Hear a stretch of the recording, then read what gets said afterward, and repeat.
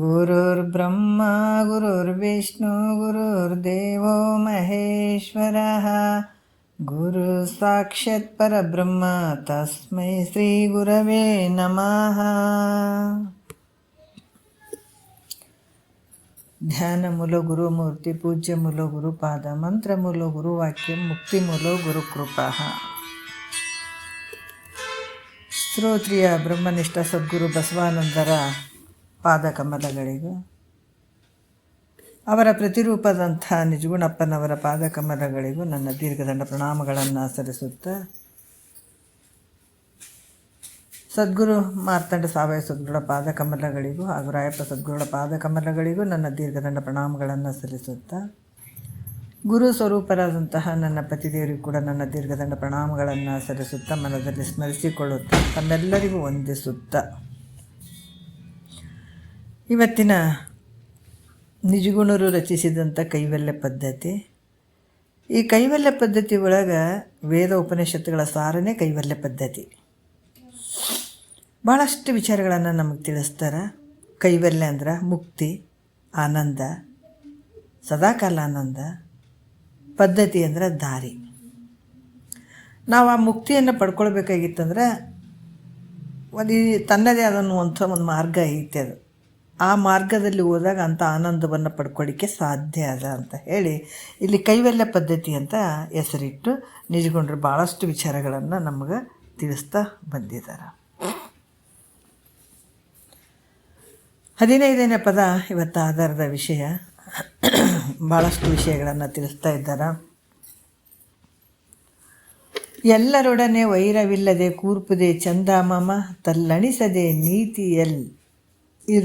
ಇರಲ್ ಅರ್ಪುದೆ ಚಂದ ಅಮಮ ಅಂತ ಹೇಳ್ತಾರೆ.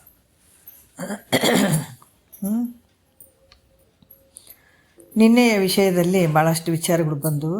ಎಲ್ಲರೊಡನೆ ವೈರವಿಲ್ಲದೆ ಕೂರ್ಪುದೆ ಚಂದಾಮಮ. ಯಾರ ಜೊತೆ ವೈರತ್ವ ಮಾಡೋದು ಉಚಿತ ಅಲ್ಲ, ಯೋಗ್ಯ ಅಲ್ಲ. ಯಾರಿಗೆ? ಜೀವಾತ್ಮನಿಗೆ ಅನ್ನುವಂಥ ವಿಚಾರಗಳನ್ನು ಹೇಳಿ, ಇವಾಗ 2ನೆಯ ನುಡಿಯಲ್ಲಿ ಯಾವುದು ಅಂತಂದ್ರೆ ಈ 1ನೇ ನುಡಿಯಲ್ಲಿ ಈ ಕೆಲವು ವಿಚಾರಗಳನ್ನು ನಾವು ಹೇಳಬೇಕಾಗ್ತದೆ. ಏನು ಹೇಳಿದಾರ ಸ್ವಲ್ಪ ನೋಡೋಣ. 1ನೇ ನುಡಿಯಲ್ಲಿ ಹಿತವಿದು ಅಹಿತವೆಂದು ಅತಿಶಯಿಸಿ ತಿಳಿಯುವುದೇ ಚಂದಾಮಮ, ಶ್ರುತಿ ವಿರಹಿತವಾದ ಮತವ ತಾನುಳಿಯುವುದೇ ಚಂದಾಮಮ, ಮತಿಯೊಳಗೆದ ದುರ್ವಿಕೃತಿಯನ್ನು ಚಳಿಯುವುದೇ ಚಂದಾಮಮ, ಸತಿಸುತಾದಿಗಳ ಅನಿತ್ಯತೆ ಎಂದು ಪಡೆಯುವುದೇ ಚಂದಾಮಮ ಅಂತ ಹೇಳಿದಂಥ ವಿಚಾರವನ್ನು ನಾವು ಸತಿಸುತಾದಿಗಳ ಅನಿತ್ಯತೆ ಎಂದು ಪಡೆಯುವುದೇ ಚಂದಾಮಮ ನಿನ್ನೆ ಒಂದು ವಿಚಾರ ಆಗಿದೆ. ಯಾಕಂದರೆ ಮತಿಯೊಳಗೆದ ದುರ್ವಿಕೃತಿಯನ್ನು ಚಳಿಯುವುದೇ ಚಂದಾಮಮ ಅನ್ನುವಂಥ ವಿಚಾರ ಆಗ್ಯದ. ಸತಿಸುತಾದಿಗಳ ಅನಿತ್ಯತೆಯಿಂದ ಪಡೆಯುವುದೇ ಚಂದಾಮಮ ಅನ್ನುವಂಥ ವಿಚಾರವನ್ನು ನಾವು ನೋಡ್ಕೊಂಡು ಹೋಗೋಣ. ಏನು ಹೇಳಿದಾರ? ಭಾಳಷ್ಟು ವಿಚಾರಗಳನ್ನು ಅವ್ರು ನಮ್ಗೆ ತಿಳಿಸ್ತಾ ಇದ್ದಾರೆ. ಸತಿಸುತಾದಿಗಳು ಅನಿತ್ಯತೆ ಅಂತ ಅನ್ನುವಂಥದ್ದು ಯೋಗ್ಯವಾಗಿರುವಂಥದ್ದು. ಯಾಕಂದ್ರೆ ಅವು ನಿತ್ಯ ಅಲ್ಲ, ಯಾವಾಗಲೂ ಇರುವಂಥದ್ದಲ್ಲ. ಹೆಂಡತಿ ಮಕ್ಕಳು ಈ ಕಾಣುವಂಥ ಸಂಸಾರ ಇದು ಯಾವಾಗಲೂ ಇರ್ತದೇನು ಅಂತಂದರೆ ಇದಿರಂಗಿಲ್ಲ. ಅಂದ್ರೆ ನಿತ್ಯತೆಯಿಂದ ಕೂಡಿಲ್ಲ, ಅನಿತ್ಯತೆಯಿಂದ ಕೂಡಿದೆ. ಈಗ ಸ್ತ್ರೀ ಪುತ್ರ ಇವರೆಲ್ಲರೂ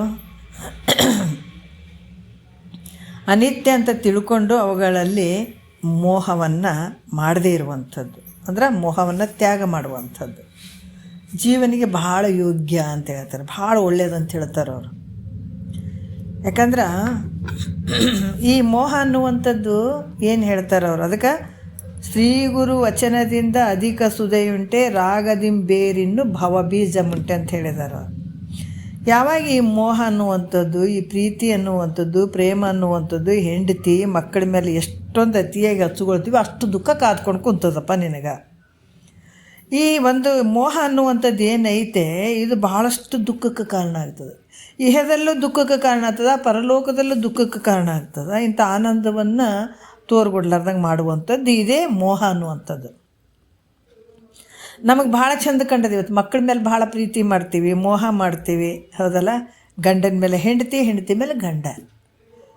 ಏನು ಅವ್ರು ಬಿಟ್ಟರೆ ನಾವಿರಂಗಿಲ್ಲ ಅಂತೀವಿ, ನಮ್ಮ ಬಿಟ್ಟರೆ ಅವ್ರು ಇರಂಗಿಲ್ಲ ಅಂತೀವಿ. ಆದ್ರೆ ನಿತ್ಯ ಐತೇನದು? ನಿತ್ಯ ಅಲ್ಲ. ಅದರಿಂದ ಏನಾಗ್ತದಂದ್ರೆ ಅನಂತ ದುಃಖಗಳಿಗೆ ಕಾರಣ ಆಗ್ತದೆ. ಯಾಕಂದ್ರೆ ಮಗ ಹುಟ್ಟಿದನ ಅಂತಂದಾಗಿ ಎಷ್ಟು ಒಂದು ಅಜ್ಞಾನ ನೋಡ್ರಿ. ನಾವು ಮಗ ಹುಟ್ಟಿದಾನ, ಅವ್ರು ಹುಟ್ಟಿದಾರ ಅಂತೇಳಿ ಹುಟ್ಟಿದಾಗ ಖುಷಿಯಿಂದ ಪೇಡ ಕೊಡ್ತೀವಿ, ಎಲ್ಲ ಕೊಡ್ತೀವಿ, ಎಲ್ಲ ಸ್ವೀಟ್ ಅನ್ಸುತ್ತೀವಿ. ಅಕಸ್ಮಾತ್ ಏನಾದರೂ ಹೆಚ್ಚು ಕಮ್ಮಿ ಆಗಿಬಿಟ್ರೆ ದುಃಖ ಪಡ್ತೀವಲ್ಲ. ಸತ್ಯ ಐತೆ ಅನ್ನೋದ್ರೆ ಇಲ್ಲ. ಮತ್ತು ಇವೆಲ್ಲವೂ ಅನಿತ್ಯತೆ, ಅನಿತ್ಯತೆಯಿಂದ ಕೂಡಿದಂಥವು. ಹಿಂಗೆ ತಿಳ್ಕೊಂಡಾಗ ಹೆಂಡತಿ, ಗಂಡ, ಮಕ್ಕಳು, ಮರಿಗಳು ಇವೆಲ್ಲ ಒಂದಲ್ದು ಒಂದು ಸಲ ನಾವಾರ ಬಿಟ್ಟು ಹೋಗ್ಬೋದು, ಅವರನ್ನು ಬಿಟ್ಟು ಹೋಗ್ಬೋದು ಅಂತ ಈ ರೀತಿ ತಿಳ್ಕೊಂಡಾಗ ಅಲ್ಲಿ ದುಃಖನೂ ಆಗಂಗಿಲ್ಲ, ಆನಂದನೂ ಆಗಂಗಿಲ್ಲ. ಯಾಕಂತಂದ್ರೆ ಇದು ಮುಖ್ಯ. ನಾವು ತಿಳ್ಕೊಳ್ಬೇಕು. ಕಾಣುವಂಥದ್ದು, ನಮಗೆ ದೃಶ್ಯವಾಗಿ ತಿಳಿಸಿಕೊಳ್ಳುವಂಥದ್ದು, ನಮ್ಗೆ ಹೆಂಡತಿ ಮಕ್ಕಳು ಅದಾರ, ಇವು ಯಾವ ಶಾಶ್ವತ ಅಲ್ಲ, ಒಂದಲ್ದು ಒಂದು ಸಲ ಇವು ನಮ್ಮಿಂದ ಕೈ ಬಿಟ್ಟು ಹೋಗಾವೆ ಅಂತ ತಿಳ್ಕೊಳ್ಬೇಕು. ಅದಕ್ಕೆ ಸಿದ್ಧಾರೂಢರಿಗೆ ಅಂದರು, ಒಬ್ಬರು ಬಂದು ಅಂದರು, ಅಪ್ಪ ಮದುವೆ ಆಗಬಾರ್ದಂತ ಎಲ್ಲೂ ಹೇಳಿಲ್ಲಲ್ಲ ಉಪನಿಷತ್ತುಗಳಲ್ಲಿ. ಮಹಾತ್ಮರು ಮದುವೆ ಆಗಬಾರ್ದು, ಸಂಸಾರ ಮಾಡಬಾರ್ದು ಅಂತ ಎಲ್ಲೂ ಹೇಳಿಲ್ಲ. ಆದರೂ ನೀವು ಮದುವೆ ಆಗ್ಬೋದಾಗಿತ್ತಲ್ಲಪ್ಪ ಅಂತ ಕೇಳಿದರು ಒಬ್ಬರು ಬಂದು. ಯಾರಿಗೆ? ಸಿದ್ಧಾರೂಢರಿಗೆ. ಆವಾಗ ಇವರು ಹೇಳಿದರು, ಸಿದ್ಧಾರೂಢರ ಅಪ್ಪರ ಏನು ಹೇಳಿದರು ಅಂತಂದ್ರೆ, ಹೌದಪ್ಪ, ಮದುವೆ ಮಾಡಿಕೊಂಡು ಎಷ್ಟು ದಿವಸ? 50, 60 ವರ್ಷ, 70 ವರ್ಷ ಜೀವನ ಮಾಡ್ಬೋದು. ಅಲ್ಲಿಂದ ಒಂದು ಒಂದು ಒಂದು ನಮ್ಮನ್ನು ಕೈ ಬಿಟ್ಟು ಹೋಗುವಂಥವು ಅದಾವ. ಆದ್ರೆ ನಾವು ಎಲ್ಲ ಆ ರೀತಿ ಕೈ ಬಿಟ್ಟು ಹೋದಾಗ ಏನಾಗ್ತದೆ? ಒಬ್ಬರು ನಮ್ಮನ್ನು ಕೈ ಬಿಟ್ಟು ಹೋದಾಗ ಕೊನೆಗಾಲದಲ್ಲಿ ಅವ್ರು ಹಿಂಗಿದ್ರು, ಇವ್ರು ಹಿಂಗಿದ್ರು, ಅದು ಹಂಗಿತ್ತು ಹಂಗಿತ್ತು ಅಂತ ಬರೀ ಅದೇ ನೆನಪು ಮಾಡ್ಕೊಂಡು ಕೂಡೋದಾಗ್ತದಲ್ಲ. ಅದಕ್ಕೆ ನಾನು ಅದ್ರ ತಂಟೆಗೆ ಹೋಗಿಲ್ಲಪ್ಪ, ಬೇಡ ಅಂತ ಹೇಳಿದ್ರಂತ ಸಿದ್ಧಾರೂಢರು.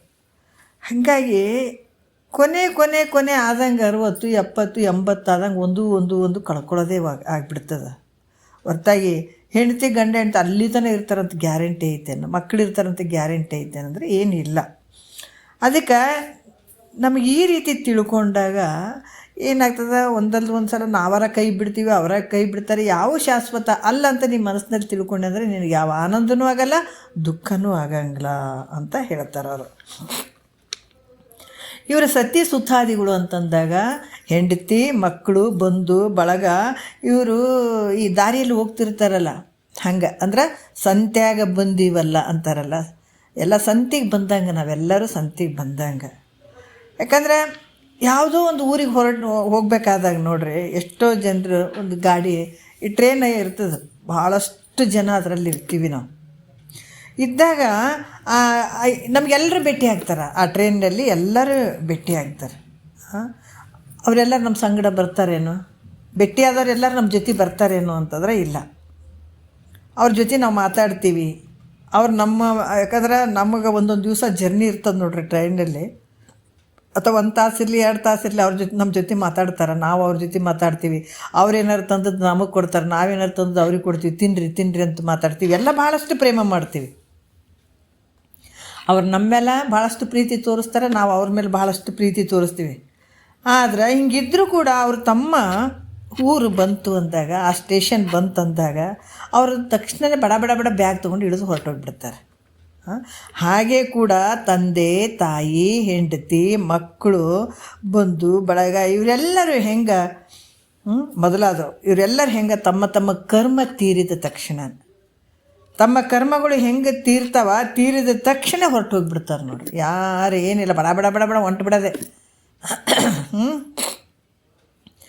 ಇದೇ ರೀತಿ ಇದು ನಮ್ಗೆ ಅನುಭವ ಐತಾ? ಇಲ್ಲ, ನಮ್ಗೆ ಅನುಭವ ಐತೆ. ಯಾಕಂದ್ರೆ ಹುಟ್ಟಿದವ್ರು ಹುಟ್ಟಾಕತ್ತಾರ, ಸಾಯಕತ್ತಾರ, ನಮ್ಮ ಕೈಯಾಗ ಸಿಗೋದೇ ಇಲ್ಲ, ಇಳಿದು ಹೋಗೋದೇ. ನಮ್ಮ ಊರು ಬಂತು, ನಮ್ಮ ರೈಲ್ವೆ ನಿಲ್ಲೋದು ಒಂದು ಸ್ಟೇಷನ್ ಬಂತು ಅಂದಗಳೇ ಬಡ ಇಳಿದು ಬಿಡ್ತಾರೆ ನೋಡು. ಹಂಗೆ ಈ ಭೂಮಿ ಮೇಲೆ ಕರ್ಮ ತೀರಿದ ತಕ್ಷಣವೇ ಹೆಂಡ್ತಿ ಗಂಡು ಹೇಳಂಗಿಲ್ಲ, ಗಂಡಿಗೆ ಹೆಣ್ತಿ ಹೇಳಂಗಿಲ್ಲ, ಮಕ್ಳು ಹೇಳಂಗಿಲ್ಲ, ಅವ್ರವ್ರು ತೊಗೊಂಡು ಹೊಂಟು ಬಿಡ್ತಾರೆ ಅಷ್ಟೇ. ಈ ರೀತಿಯಾಗಿ ಇವೆಲ್ಲ ಅನಿತ್ಯತೆಗಳಿಂದ ಕೂಡಿದವ, ಅನಿತ್ಯವಾಗಿದಂಥವದವ ಅಂತ ತಿಳ್ಕೊಂಡು ಅವ್ರ ಮೇಲೆ ಮೋಹವನ್ನು ಬಿಟ್ಟಿರುವಂಥದ್ದು ಜೀವನಿಗೆ ಯೋಗ್ಯ. ಇಲ್ಲರಿ ನಾವು ಹಿಡ್ಕೊಂಡ ಕುಂದಿರ್ತೀವಿ ಕೊನೆಯವರೆಗೂ ಅಂತಂದ್ರೆ ಮುಂದೆ ಬಡಬಡಿಸಿ ಅವ್ರು ನನ್ನ ಮಕ್ಕಳು, ಈತ ನನ್ನ ಗಂಡ, ಈತ ನನ್ನ ಹೆಂಡತಿ ಅಂದ್ಕೊಂಡು ಇಷ್ಟು ರೊಕ್ಕ ಇಷ್ಟು ರೂಪಾಯಿ ಅಂತ ಬಡಬಡಿಸಿ ಸಾಯ್ತಾ ಹೋಗ್ಬೇಕಾದಾಗ ಯಮಧರ್ಮ ಉರಿ ಮೀಸಿ ನಿಂತು ಆತ ನಿನ್ನ ಹಗ್ಗವನ್ನು ಹಾಕಿ ಎಳಕೊಂಡು ಒದ್ಕೊಂಡು ಹೋಗ್ತಾನೆ. ಇದು ಶಿಕ್ಷೆ ಖಂಡಿತ, ಇದು ಸುಳ್ಳಂತಿಲ್ಲಿದು. ಮತ್ತು ಇವ್ರು ಹಿಂಗೆ ಹೇಳಕತ್ತೀರಿ, ನಾವೇನು ನಂಬಂಗಿಲ್ಲ ಅಂತಲ್ಲ, ಇದು ನಂಬಲೇಬೇಕಿದು. ಹಾಗೆ ಪಾಳಿ ಹಂಗೆ ಬರ್ತದೆ ಅದು. ಯಾವಾಗ ಇದನ್ನು ತಿಳ್ಕೊಂಡು ಸದ್ಗುರುಗಳು ಹೇಳಕತ್ತಾರಪ್ಪ ನಿಜ. ಯಾಕಂದ್ರೆ ನಮ್ಮ ಮತ್ತು ಅಪ್ಪ ಅಮ್ಮವ್ರೇನು ಯಾವಾಗಲೂ ನಮ್ಮ ಜೊತೆ ಇರ್ತಾರೆ, ಅವರು ಬಿಟ್ಬಿಟ್ಟು ಹೊಂಟಾರೆ, ಎಲ್ಲರೂ ಹೋಗಕತ್ತಾರೆ. ಖರೇನೇ ಅದು. ಮತ್ತು ಮಹಾತ್ಮರೇ ಸುಳ್ಳು ಹೇಳ್ಯಾರ ಇದನ್ನು. ಈ ರೀತಿ ತಿಳ್ಕೊಂಡು ನಿನ್ನ ಮನಸ್ಸಿನಲ್ಲಿ ಅಪೇಕ್ಷೆ ಏನು ಆಸೆ ಮಾಡಬೇಡ. ಇರ್ತಾರ ಅವ್ರು ನನ್ನ ಜೊತೆನೇ ಯಾವಾಗಲೂ ಇರ್ತಾರ ಅಂತ ನೀನು ಏನು ಮೋಹ ಇಟ್ಕೊಂಡಿಯಲ್ಲ ಅದನ್ನು ಬಿಟ್ಕೊಂಡ್ಬಿಡು. ಅವ್ರನ್ನ ಬಿಟ್ಟು ಹೋಗಂತ ಎಲ್ಲೂ ಹೇಳಿಲ್ಲ, ಅವ್ರ ಜೊತೆನೇ ಇರು, ನೀ ಮೋಹ ಬಿಟ್ಕೋ ಅಂತ ಹೇಳ್ತಾರೆ ಅವರು. ಇದು ಯೋಗ್ಯ ನೋಡು ಜೀವಾತ್ಮನಿಗೆ. ದೊಡ್ಡ ವಿಚಾರವನ್ನು ಅವರು ಹೇಳ್ತಾರೆ. ಎರಡನೇ ನುಡಿಯಲ್ಲಿ ಹೇಳ್ತಾರೆ, ಕೊರತೆಯ ಆನದೆ ಎಚ್ಚರೋಳು ಹೊಂದಿ ಚರಿಪುದೆ ಚಂದಾಮಮ, ಪರರ ದುರ್ಗುಣಗಳ ಮರೆಯುತ್ತ ಆದರಿಪುದೆ ಚಂದಾಮಮ, ಮರುಗದೆ ಆಪತ್ತಿನೋಳು ಉರೆ ತರಹರಿಪುದೆ ಚಂದಾಮಮ, ತೊರೆದುದರಲ್ಲಿ ಮತ್ತೆರಗದೆ ಉತ್ತರಿಪುದೆ ಚಂದಾಮಮ ಅಂತ ಹೇಳ್ತಾರೆ ನೋಡ್ರಿ. ಎಷ್ಟು ಅದ್ಭುತವಾಗಿ ಹೇಳ್ತಾರೆ ಅವರು.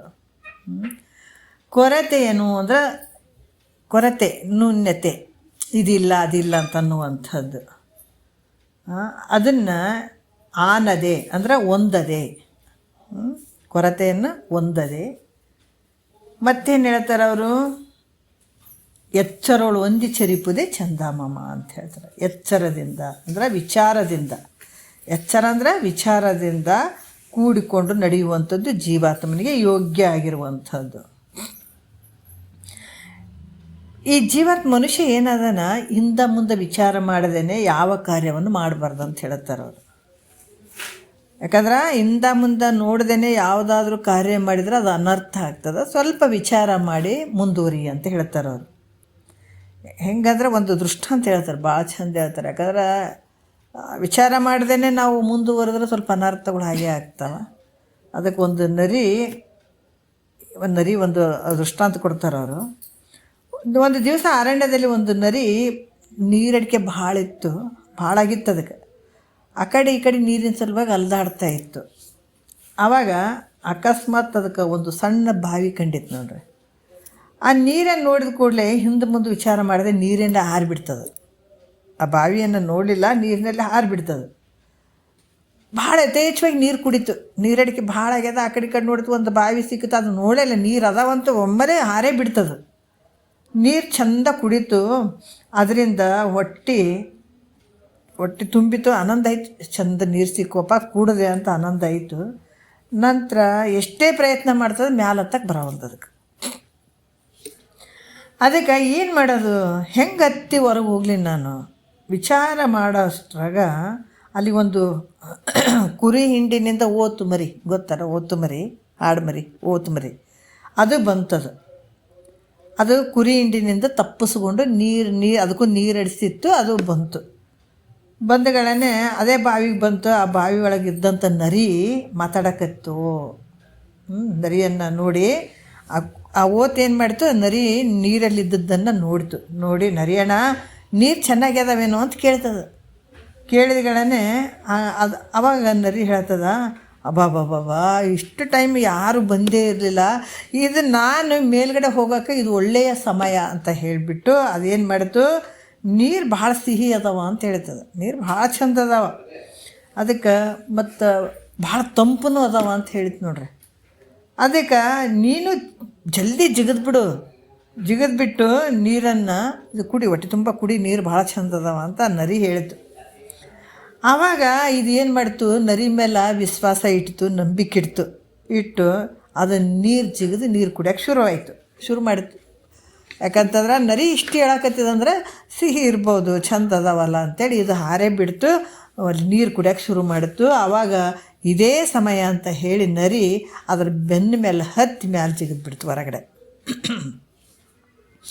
ಅದು ನೀರು ಕುಡ್ದು ಆ ಕಡೆ ಈ ಕಡೆ ನೋಡೋದ್ರಾಗ ನರಿ ಏನು ಮಾಡ್ತದೆ, ಅದ್ರ ಬೆನ್ನ ಮೇಲೆ ನಿಂತು ನೀರಿನಿಂದ ಆಚೆ ಕಡೆ ಮ್ಯಾಲೆ ಬೆನ್ನ ಮೇಲಿಂದ ಆ ಬಾವಿ ಮೇಲ್ಗಡೆ ಆರಿಬಿಡ್ತದೆ.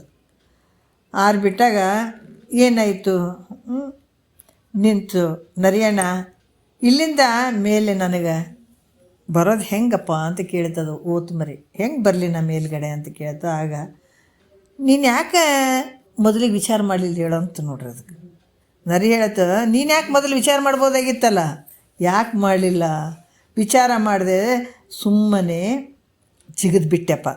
ವಿಚಾರ ಮಾಡಿದ್ರೆ ಮ್ಯಾಲೆ ಹೆಂಗೆ ಬರ್ಬೇಕಂತ ನೀನು ವಿಚಾರ ಮಾಡಲಿಲ್ಲ. ವಿಚಾರ ಮಾಡ್ದೇ ಒಳಗೆ ಜಿಗಿದ್ಬಿಟ್ಟು ನೀನು ಅದರಿಂದ ದುಃಖ ಅನುಭವಿಸು ಅಂತ ಹೇಳಿ ಹೊರಟೋಯ್ತಂತ ನರಿ.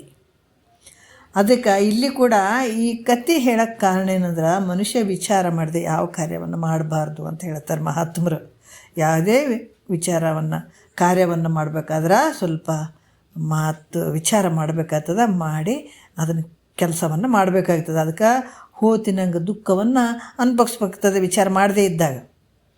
ಆ ಕಾರಣದಿಂದ ವಿನಃ ಇಲ್ಲಿ ಅವರು ಏನು ಹೇಳ್ತಾರೆ, ಅದಕ್ಕಾಗಿ ಮನುಷ್ಯ ಕೊರತೆಯನ್ನು ಹೊಂದದೆ ಎಚ್ಚರದಿಂದ ಈ ಕಾರ್ಯವನ್ನು ಮಾಡ್ತಕ್ಕಂಥದ್ದು ಅಂತ ಕೂಡ ಹೇಳ್ತಾರೆ ಅವರು. ಮತ್ತು ಪರರ ದುರ್ಗುಣಗಳ ಮರೆಯುತ್ತ ಆಧರಿಪುದೇ ಚಂದ ಮಾಮ ಅಂತ ಹೇಳ್ತಾರೆ. ಭಾಳಷ್ಟು ಅದಕ್ಕೆ ನಮ್ಗೆ ಒಳ್ಳೆಯದು ಕೆಟ್ಟದಾಗ್ಯದ, ಕೆಟ್ಟದ್ದು ಒಳ್ಳೆಯದಾಗ್ತದೆ. ಅವ್ರು ಏನು ಹೇಳ್ತಾ ಇದ್ದಾರೆ, ಭಾಳಷ್ಟು ಜನ ಯಾರೋ ಒಬ್ಬರು ಒಳ್ಳೆಯ ಕೆಲಸ ಮಾಡಿದರು ಅಂತಂದ್ರೆ 99% ಒಳ್ಳೇದು ಮಾಡಿದ್ರೆ 1% ಹಿಡ್ಕೊಂಡೇ ಅವ್ರಿಗೆ ಚೆನ್ನಾಗಿ ಮಾಡಿಲ್ಲ ಅಂತ ತುಳಿಯೋರೇ ಭಾಳ ಜನ ಅದಾರೆ. ಯಾಕಂದ್ರೆ ಅಂಥ ಒಳ್ಳೆ ಗುಣನೇ ಇರಂಗಿಲ್ಲಲ್ಲ ಅವ್ರ ಬಲ್ಲಿ. ಒಳ್ಳೆ ಗುಣ ಇದ್ರೆ ತಾನೇ ಒಳ್ಳೆಯದನ್ನ ಇಷ್ಟು ಮಾಡ್ಯಾರಪ್ಪ ಅಂಥೇಳಿ ಮೆಚ್ಚುಗೊಳ್ಳುವಂಥದ್ದು. ಸಾಮಾನ್ಯವಾಗಿ ನಾವು ನೋಡ್ತೀವಿ, ಒಂದು 50% ಒಂದು ಅರ್ಧ ಚೆನ್ನಾಗಿ ಮಾಡ್ಯಾರ ಕೆಲಸ, ಇನ್ನೂ ಒಂದು ಅರ್ಧ ತಪ್ಪೇದಲ್ಲಿ ಕೆಲಸ ಅಂದಾಗ ಅರ್ಧಕ್ಕೆ ಒಳ್ಳೇದು ಮಾಡೋದನ್ನು ಬಿಡ್ತೀವಿ, ಕೆಟ್ಟದ್ದನ್ನು ಮಾಡಿದ್ದೆ ಎತ್ತಿಡ್ತೀವಿ. ಇವ್ರು ಹಿಂಗೆ ಮಾಡ್ಬೇಕಾಗಿತ್ತೇನು, ಹಿಂಗೆ ಮಾಡ್ಬೇಕಾಗಿತ್ತೇನೋ ಅಂತ. ಹೌದಲ್ಲ, ಮಹಾತ್ಮರು ಅದು ಭಾಳ ತಪ್ಪು ಅಂತ ಹೇಳ್ತಾರೆ ಅವರು. ಹಂಗೆ ಮಾಡಬಾರ್ದು. ಅದಕ್ಕೆ ಹೇಳ್ತಾರೆ, ಪರರ ದುರ್ಗುಣಗಳ ಮರೆಯುತ್ತಾ ಆಧರಿಪುದೇ ಚಂದ ಮಾಮ ಅಂತ ಹೇಳ್ತಾರೆ. ಅಂದ್ರೆ ಎರಡನೆಯವರ ದುರ್ಗುಣಗಳನ್ನು ಮರೆಯುವಂಥದ್ದು. ಅವರು ದುರ್ಗುಣಗಳನ್ನು ಮರೆತು ಅವ್ರ ಮೇಲೆ ಪ್ರೀತಿ ಮಾಡುವಂಥದ್ದು ಜೀವನಿಗೆ ಭಾಳ ಯೋಗ್ಯ. ಅವ್ರು ಏನೇ ಅಂದರೂ ಕೂಡ ಅವ್ರ ದುರ್ಗುಣಗಳನ್ನು ಮರೆತು ಅವ್ರ ಮೇಲೆ ಪ್ರೀತಿಯನ್ನು ಇಡುವಂಥದ್ದು ಇದು ಯೋಗ್ಯ ಜೀವನಿಗೆ. ಯಾಕಂದ್ರೆ ದುರ್ಗುಣಗಳು ಅವ್ರು ಏನು ಮಾಡಿದಾರ ಅದನ್ನು ನಾವು ಎಣಿಸ್ತಾ ಹೋದರೆ ಏನಾಗ್ತದಂದ್ರೆ ಅವ್ರು ಮಾಡಿದಂಥ ಪಾಪ ನಮಗೆ ಬರ್ತದೆ, ನಾವು ಕಟ್ಕೊಂಡು ಕೂಡ್ತೀವಿ ಅಷ್ಟೇ. ಹಾಗಾಗಿ ಅವರು ಅದೇ ಮುಂದಿನ ಜನ್ಮಗಳಲ್ಲಿ ನಮಗೆ ಪ್ರಾರಬ್ಧ ರೂಪದಿಂದ ದುಃಖ ತಂದು ಕೊಡ್ತದೆ. ಯಾಕೆ ಇದನ್ನು ಹೇಳಕತ್ತಾರಂದ್ರೆ, ನೋಡ್ರಿ ಅವ್ರಿಗೆ ಮನೆ ಬಿಟ್ಟು ಬಂದಾರ ಗುರುಗಳು, ಎಲ್ಲೋ ಒಂದು ಮಠದಾಗ ಇರ್ತಾರೆ, ಅವ್ರಿಗೇನು ಹತ್ತಿಲ್ಲ ಒಂದಿಲ್ಲ ಯಾವ ವಿಷಯ. ಅದಕ್ಕೆ ಅವ್ರದ್ದೇನು ಅನ್ನಕ್ಕೆ ಹೋಗ್ಬೇಡ್ರಿ, ಅವ್ರದ್ದೇನು ದುರ್ಗುಣಗಳನ್ನು ಎಣ್ಸಕ್ಕೆ ಹೋಗ್ಬೇಡ್ರಿ. ನೀವು ಹಿಂಗೆ ಕೂಡ್ರಿ ಅಂದ್ರೆ ಅವ್ರಂಗೆ ಸನ್ಯಾಸಿಗತ್ಲೆ ನಮ್ಗೆ ಕುಂದ್ರಕ್ಕೆ ಆಗ್ತದೇನು ರೀ? ಯಾರು ಹೊಡಿತಾರೆ ಅವ್ರಿಗೆ 4 ಲತ್ತಿ ಹಾಕೇ ಬಿಡಬೇಕು, ಯಾರು ಬೈತಾರೆ ಅವ್ರಿಗೆ ಬೈದ ಬಿಡಬೇಕು, ಅವ್ರು ಯಾರು ದ್ವೇಷ ಮಾಡ್ತಾರೆ ಅವ್ರಿಗೆ ದ್ವೇಷ ಮಾಡಬೇಕು ಅಂತ ನಮ್ಮ ಲೆಕ್ಕಗಳು ಇರ್ತಾವೆ. ಅದಕ್ಕೆ ಮಹಾತ್ಮರು ಹಂಗೆ ಮಾಡೋಕ್ಕೆ ಹೋಗ್ಬೇಡಪ್ಪ. ಅವ್ರು ಏನೇ ಮಾಡಿದರೂ ಕೂಡ ಅವ್ರ ದುರ್ಗುಣಗಳನ್ನು ಎಣ್ಸಕ್ಕೆ ಹೋಗ್ಬೇಡ. ನೀ ಎಣಿಸಿ ಅವ್ರದ್ದು ದುರ್ಗುಣಗಳನ್ನು ವಿಚಾರ ಮಾಡ್ತಾ ಹೋದ್ರೆ ನಿಮಗೆ ಪಾಪ ಬಂದುಬಿಡ್ತದೆ. ಅದರಿಂದ ಏನಾಗ್ತದೆ, ಮುಂದಿನ ಜನ್ಮದಲ್ಲಿ ಅದು ಪ್ರಾರಬ್ಧ ರೂಪವಾಗಿ ನಿಮಗೆ ದುಃಖ ನಿಮಗೆ ಕಾಡ್ತದೆ. ಅದು ಇದು ಮೂಲ ವಿಚಾರವನ್ನು ತಿಳಿಸ್ತಾ ಇದ್ದಾರೆ ಅವರು. ನಮಗೆ ಈಜಿ ಅನ್ನಿಸ್ಬೋದು, ಆದ್ರೆ ಇದು ಮೂಲ ವಿಚಾರವನ್ನು ತಿಳಿಸ್ತಾರವರು. ಈ ಕಾರಣದಿಂದ ಅವರು ದುರ್ಗುಣಗಳನ್ನು ಮರ್ತು ಬಿಡು. ಯಾಕಂದ್ರೆ ಅವ್ರು ಮಾಡಿದಂಥ ಪಾಪ ನಿನಗೆ ಬಂದುಬಿಡ್ತದ. ಮಾಡಿದವ್ರ ಪಾಪ ಆಡಿದವ್ರ ಬ್ಯಾಗ. ಅದಕ್ಕೆ ತತ್ವ ಹೆಂಗದಂದ್ರೆ ಜನಸಾಮಾನ್ಯರಲ್ಲಿ ಕೂಡ ಅಡಿಗೆದ. ಆದರೆ ನಾವು ವಿಚಾರ ಮಾಡೋಕ್ಕೆ ಹೋಗಲ್ಲ, ವಿಚಾರ ಮಾಡೋಕ್ಕೆ ಕೊಡದೇ ಇರುವಂಥದ್ದೇ ಅಜ್ಞಾನ. ಇಲ್ಲಿ ಇರುವಂಥದ್ದು ಮುಖ್ಯವಾಗಿರುವಂಥದ್ದು ಏನಂತಂದ್ರೆ ಎಲ್ಲ ತತ್ವ ಅಡಿಗೆದ ಎಲ್ಲ ಕಡೆ. ಹೆಂಗೀಗ ಬಂಗಾರದಿಂದ ಆಭರಣಗಳಾಗ್ಯಾವ, ಎಲ್ಲ ಆಭರಣಗಳದಾಗ ಬಂಗಾರೇ ಅದು, ಇಲ್ಲಂತೀರೇನು? ಅದ್ರಂಗೆ ಜಗತ್ತಿನಲ್ಲಿ ಏನು ವ್ಯವಹಾರ ಅದ ಏನದು ಎಲ್ಲವನ್ನು ತತ್ವನೇ ಅದ. ಅಲ್ಲಿ ಏನು ಹೇಳ್ತಾರೆ, ಅದಕ್ಕೆ ಮಾಡಿದವ್ರ ಪಾಪ ಆಡಿದವ್ರ ಬಾಯಾಗ ಅಂತ ಹೇಳ್ತಾರೆ. ಇಲ್ಲಿ ಕೂಡ ಹೇಳ್ತಾರೆ, ಅವರು ದುರ್ಗುಣಗಳನ್ನು ನೀನು ಬರೀ ಅದೇ ದುರ್ಗುಣಗಳನ್ನು ಆಡ್ಕೊತ ಹೋದಿ ಅಂತಂದ್ರೆ ಅದು ನಿನಗೆ ತಕ್ಷಣ ಪಾಪ ಬರ್ತದಪ್ಪ. ಅದಕ್ಕೆ ಇದರಿಂದ ಏನಾಗ್ತದೆ, ನಿನ್ನ ದುಃಖನೇ ಆಗ್ತದ. ಈ ರೀತಿಯಾಗಿ ಮತ್ತೇನು ಮಾಡ್ಬೇಕ್ರಿ? ದುಷ್ಟರನ್ನು ಕಂಡುಗಳೇ ನಮ್ಗೆ ಹಂಗೆ ಅನ್ನಿಸ್ತದಪ್ಪ, ಹೌದಾ, ಬೈಯಂಗೆ ಅನ್ನಿಸ್ತದ, ಅವ್ರ ಬಗ್ಗೆನೇ ಮಾತಾಡಂಗೆ ಅನ್ನಿಸ್ತದೆ. ಮತ್ತು ನಾವೇನು ಮಾಡಾಮು ಅಂತ ಕೇಳಿದ್ರೆ ಅವ್ರು ಹೇಳ್ತಾರೆ, ನಿನಗೆ ಹಂಗೆ ಅನಿಸಿತು ಅಂತಂದ್ರೆ ಹೌದು ದುಷ್ಟರ ಕಂಡುಗಳೇ ನಮ್ಗೆ ಮಾತಾಡಂಗೆ ಅನ್ನಿಸ್ತದೆ ಅಂತಂದ್ರೆ ಅವರು ಒಂದು 90% ಒಳ್ಳೆ ಕೆಲಸ ಮಾಡ್ಯಾರ. ಅದು 90% ಕೆಟ್ಟ ಕೆಲಸಗಳೇ ಅದ ಅವ್ರ ಹತ್ರ. ಆದ್ರೆ 1% ಒಂದು ಚಂದ ಇರ್ತದೆ, ಒಳ್ಳೇದು ಮಾಡಿರ್ತಾನೆ, 1% ಅವನ ಬಳಿ ಒಳ್ಳೇದು ಇರ್ತದೆ. ಆ ಒಳ್ಳೆಯದನ್ನು ತೊಗೊಂಡು ನೀ ಮಾತಾಡ್ಕೊ ಅಂತಾರೆ. ದುರ್ಗುಣಗಳನ್ನು ಮಾತಾಡ್ಕೋಬೇಡ, ಅವರಲ್ಲಿರುವಂಥ ಯಾವುದಾದ್ರೂ ಅಲ್ಪವಾದ ಸದ್ಗುಣಗಳನ್ನು ತೊಗೊಂಡು, ಒಂದೇ ಸ್ವಲ್ಪ ಸದ್ಗುಣಗಳು ಒಳ್ಳೆ ಗುಣಗಳನ್ನು ತೊಗೊಂಡು ಅದು ಪರ್ವತದಷ್ಟು ನೀನು ವರ್ಣನೆ ಮಾಡಂತ ಹೇಳ್ತಾರೆ ಅವರು. ಇಷ್ಟು ಚಂದ ಮಾಡ್ಯಾರ ನೋಡ್ರಿ, ಅಷ್ಟು ಚಂದ ಅದಾರ್ರಿ ಅಂತೇಳಿ ಕೆಟ್ಟ ಗುಣಗಳನ್ನು ಬಿಡು, ಒಳ್ಳೆ ಗುಣಗಳನ್ನು ಚೆನ್ನಾಗಿ ವರ್ಣಿಸ್ತಾ ಹೋಗು. ಆವಾಗ ನಿನ್ನಲ್ಲಿದ್ದಂಥ ಅಲ್ಪ ದುರ್ಗುಣ ಏನಾಗ್ತದ, ಯಾಕಂದ್ರೆ ಅವ್ರ ಬಲ್ಲಿರುವಂಥ ಒಂದು ಸ್ವಲ್ಪ ಒಳ್ಳೆ ಗುಣ ಇದ್ರೂ ಕೂಡ ಅದು ಬೆಟ್ಟದಂಗೆ ಏನು ರೀ ಅಷ್ಟು ಒಳ್ಳೆ ಮನುಷ್ಯ ಅದನ್ರಿ ಅಂತ ಹಿಂಗೆ ವರ್ಣನೆ ಮಾಡ್ಕೊತ ಹೋಗು. ಆದರೆ ಮತ್ತು ನಿನ್ನ ವಿಚಾರದಾಗ ತೊಗೊಂಡ್ರೆ ನಿನ್ನಲ್ಲಿದ್ದಂಥ ಒಂದು ಅಲ್ಪ ದುರ್ಗುಣ ಏನಾರು ಇತ್ತು ಅಂದ್ರೆ ಮುಚ್ಚಿಟ್ಕೊಳ್ಬೇಡ. ನಿನ್ಗೆ ಗೊತ್ತಿರ್ತದೆ ಯಾವುದೋ ಒಂದು ಕೆಟ್ಟ ಗುಣ ಐತಪ್ಪ ನನ್ನ ಹತ್ರ, ನಾನು ಹಿಂಗೆ ಮಾಡಬಾರ್ದಾಗಿತ್ತು ಅಂತ ಏನಾದರೂ ನಿನಗೆ ಅನಿಸಿದ್ರೆ, ನಿನ್ನ ಬಳಿ ಒಂದು ಸಣ್ಣ ಗುಣ ದುರ್ಗುಣ ಇತ್ತು ಅಂತಂದ್ರೆ ಅದನ್ನು ಮುಚ್ಚಿಟ್ಕೊಳ್ಳೋದೇನೆ ಅದನ್ನು ಹೆಚ್ಚಾಗಿ ಆಡ್ಕೊಳ್ಳು. ನಾನು ಹಿಂಗೆ ಅದನ್ನು ಇರಬಾರ್ದಾಗಿತ್ತು ನೋಡಪ್ಪ, ನನ್ನ ಬಳಿ ಇಂಥ ಕೆಟ್ಟ ಗುಣ ಐತಿ ನೋಡಿ, ಇದು ಬಿಡ್ಬೇಕು, ನಾನು ಇಂಥ ಗುಣ ನನ್ನಲ್ಲಿ ಇರಬಾರ್ದು ಅಂತ ನಿನ್ನ ಬಳಿ ಏನಾರು ಕೆಟ್ಟ ಗುಣ ಇತ್ತಂದ್ರೆ ಅದನ್ನು ನೀನು ಅದನ್ನು ಹೇಳ್ಕೊ, ಮುಚ್ಚಿಟ್ಕೊಳ್ಬೇಡ. ಹಿಂಗೆ ಮಾಡೋದ್ರಿಂದ ನಿನಗೆ ಕಲ್ಯಾಣ ಆಗ್ತದೆ. ಅದೇನಾಗ್ತದೆ ಅದೆಲ್ಲ ಹೋಗ್ಬಿಡ್ತದೆ. ನಿನ್ನ ಬಳಿ ಸ್ವಲ್ಪ ದುರ್ಗುಣ ಇದ್ದರೂ ಕೂಡ ಅದು ಹೋಗಿಬಿಡ್ತದೆ, ಹೋಗಿ ನಿನಗೆ ಕಲ್ಯಾಣ ಆಗ್ತದೆ.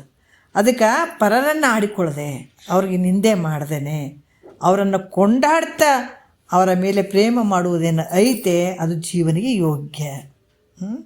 ಅವ್ರ ದುರ್ಗುಣಗಳನ್ನು ಎಣಿಸದೆ ಅವರನ್ನು ಕೊಂಡಾಡ್ತಾ ಚೆನ್ನಾಗಿ ಅದಾರಪ್ಪ ಅಂತ ಅವ್ರ ಮೇಲೆ ಏನು ಪ್ರೇಮ ತೋರಿಸ್ತಿದೆ, ಪ್ರೀತಿ ತೋರಿಸ್ತಿದೆ, ಈ ರೀತಿ ಮಾಡುವಂಥದ್ದು ಜೀವನಿಗೆ ಯೋಗ್ಯ ಐತೆ. ಇಂಥ ಗುಣ ಯಾರ ಹತ್ರ ಇತ್ತು ಅಂತಂದ್ರೆ ಸಿದ್ಧಾರೂಢರಲ್ಲಿ ನಾವು ಎಲ್ಲವನ್ನು ನೋಡೋಕ್ಕೆ ಸಾಧ್ಯ ಅದ. ಇವೆಲ್ಲ ಇದ್ದವು. ಅದಕ್ಕೆ ಒಂದು ಸಲ ಹಳ್ಳಿ ಮನುಷ್ಯ ಸಿದ್ಧಾರೂಢರ ಮಠಕ್ಕೆ ಬಂದಿದ್ದಂತ ನೋಡ್ರಿ. ಹಳ್ಳಿಯಿಂದ ಬಂದಿದ್ದ ಒಬ್ಬ ವ್ಯಕ್ತಿ. ಅಡುಗೆ ಮನೆಯಲ್ಲಿ ಅದು ಊಟ ಮಾಡಬೇಕಂತ ಅಲ್ಲಿ ಅಡುಗೆ ಮನೆಯಲ್ಲಿ ಕೂತ್ಕೊಂಡಂತ ಊಟ ಮಾಡಬೇಕನ್ನುವ ಹಾಗೆ ಕೂತ್ಕೊಂಡಾತ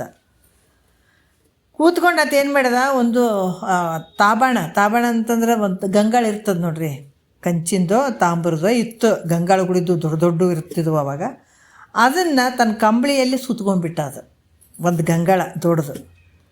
ಬಗಲಲ್ಲಿ ಹಿಡ್ಕೊಂಡು ಹೋಗುವಾಗ ಹೊರಗೆ ಕೂತ್ಕೊಂಡಿದ್ರು ಸಿದ್ಧಾರೂಢರು. ಅವ್ರಿಗೇನು ಗೊತ್ತಿಲ್ಲ ಹೇಳ್ರಿ, ಎಲ್ಲನೂ ಗೊತ್ತಿರ್ತದೆ. ಅವ್ರಿಗೆ ನಮಸ್ಕಾರ ಮಾಡ್ಬೇಕಂತ ಕಂಡ, ಯಾಕಂದ್ರೆ ಹೊರಗಡೆ ಕುಂತಿದ್ರು, ಈತ ಸುತ್ಕೊಂಡು ಕಂಬಳಿ ಒಳಗೆ ಒಂದು ತಾಬಾಣ ಸುತ್ಕೊಂಡು ಹೊಂಟಿದ್ದ. ಆವಾಗ ನಮಸ್ಕಾರ ಮಾಡಿದ್ರಿ ಅಂತಂತ ಬಗ್ಗಿ ನಮಸ್ಕಾರ ಮಾಡೋಕೆ ಹೋದ. ಸ್ವಾಮಿ ನಾವು ಹೋಗ್ತೀನಿ ಅಂತ ಅಪ್ಪಣೆ ಆಗಬೇಕು ಅಂತ ಕೇಳ್ದ. ಆವಾಗ ಎಲ್ಲ ಗೊತ್ತಿದ್ದಂಥ ಸಿದ್ಧಾರೂಢರು ಸರ್ವಜ್ಞ ಮೂರ್ತಿಗಳೇ, ಅವ್ರಿಗೆ ಏನು ಗೊತ್ತಿಲ್ಲ ಅಂತೀರಿ ಹೇಳ್ರಿ ಅವ್ರಿಗೆ. ಅದಕ್ಕೆ ಅವರಿಗೆ ತಾವಣ ಕದ್ದದನ್ನು ಕಂಡು ಹಿಡ್ಕೊಂಡ್ರೆ ಏನೋ ತೊಗೊಂಡು ಹೋಗಕತ್ತೇನೆ, ಅದು ಗಂಗಳ ಅಂತ ತೊಗೊಂಡು ಹೋಗಕತ್ತೇನೆ ಅಂತ ಹೇಳ್ಬಿಟ್ಟು ಅದಕ್ಕೆ ಏನನ್ನು ಅನ್ಲಿಲ್ಲ ನೋಡ್ರಿ. ಅವರಿಗೆ ಅಡುಗೆ ಮನೆಯವರನ್ನು ಕರೆದ್ರು ಸಿದ್ಧಾರೂಢರು. ಕರೆದು ಈತ ಊಟಕ್ಕೆ ಕೂತಿದ್ದ, ಊಟಕ್ಕೆ ಕುಂತತ್ ಹಾಗೆ ಹೊಂಟಿದ್ದಾನ. ಅದಕ್ಕೆ ಈತ ಒಳಗೆ ಕರ್ಕೊಂಡು ಹೋಗಿ ಚೆನ್ನಾಗಿ ಊಟಕ್ಕೆ ಕೊಡ್ರಪ್ಪ ಅಂತ ಹೇಳಿದರು. ಈತ ಊಟಕ್ಕೆ ಕುಂತು ಹಾಗೆ ಹೊಂಟಾನ, ನೀವು ಇದನ್ನು ಕರ್ಕೊಂಡೋಗಿ ಒಳಗಡೆ ಕರ್ಕೊಂಡೋಗಿ ಊಟಕ್ಕೆ ಕೊಡ್ರಿ ಅಂತ ಸಿದ್ಧಾರೂಢರು ಹೇಳಿದ್ರು ಅಲ್ಲಿ ಕರೆದು ಒಬ್ಬರಿಗೆ. ಆವಾಗ ಮತ್ತು ತಾವು ಅವರ ಸಂಗಡ ಅಡುಗೆ ಮನೆಯಲ್ಲಿ ಹೋದರು. ತಾವು ಅವ್ರ ಸಂಗಡ ಅಡುಗೆ ಮನೆಯಲ್ಲಿ ಹೋದರು. ಆಗ ಎಲ್ಲರಿಗೆ ಬಡಿಸುವಂಗೆ ಊಟ ಬಡಿಸುವಂಥವ್ರು ಈ ಗಂಗಾಳಗಳನ್ನು ಕೊಟ್ಟರು, ತಾಬಾಣಗಳನ್ನು ಕೊಟ್ಟರು. ಇವನಿಗೆ ಕೊಡಕ್ಕೆ ಹೋದರು, ಎಲ್ಲರಿಗೆ ಕೊಡಂಗೆ ಇದಿಗೂ ಕೊಡಕ್ಕೆ ಹೋದರು. ಆವಾಗ ಸಿದ್ಧಾರೂಢರು ಹೇಳ್ತಾರೆ, ಇಲ್ಲ ಆತನ ಹತ್ರ ಗಂಗಾಳ ಐತಿ ಅಂದ್ರೆ ನೋಡ್ರಿ. ಆತನ ಹತ್ರ ತಾಬಾಣ ಉಂಟು, ಮತ್ತೇಕೆ ಗಂಗಾಳನ್ನು ಕೊಡ್ತೀರಿ, ಆತನ ಬಲ್ಲಿ ಆಲ್ರೆಡಿ ಆದೀಗ, ಅದಕ್ಕೆ ಅವನು ಊಟ ಮಾಡಿ ತೊಳೆದು ಅಲ್ಲಿಟ್ಟು ಹೋಗ್ತಾನ ಅಂದ್ರಂತ ಸಿದ್ಧಾರೂಢರು. ಏನು ಕಾಳಜಿ ಮಾಡಬೇಡ್ರಿ ಅಂತ ಹೇಳ್ದ. ಆಗ ಕಳ್ಳ ಏನು ಮಾಡ್ದ, ನಾಚ್ಕೊಂಡ ಕಂಬಳಿಯಲ್ಲಿ ಕಟ್ಕೊಂಡಂಥ ತಾಬಣವನ್ನು ತೆಗೆದು ಅದ್ರಾಗ ಊಟ ಮಾಡಿ ತೊಳೆದು ಇಟ್ಟು ಹೋಗುವಾಗ ಸಿದ್ಧಾರೂಢರಿಗೆ ನಮಸ್ಕಾರ ಮಾಡಿ ಹೇಳಿ ಹೋದ್ನಂತ. ಅಥವಾ ಅವಾಗೇ ನಿನ್ನ ಬಲ್ಲಿ ಗಂಗಾಳ ಐತಿ ಹಂಗೆ ಹಿಂಗಂತ ಜಾಸ್ತಿ ಬೈದು ಬಿಡ್ಬೋದಾಗಿತ್ತು ಸಿದ್ಧಾರೂಢರು. ಹಂಗೆ ಮಾಡಲಿಲ್ಲ ಅವರು.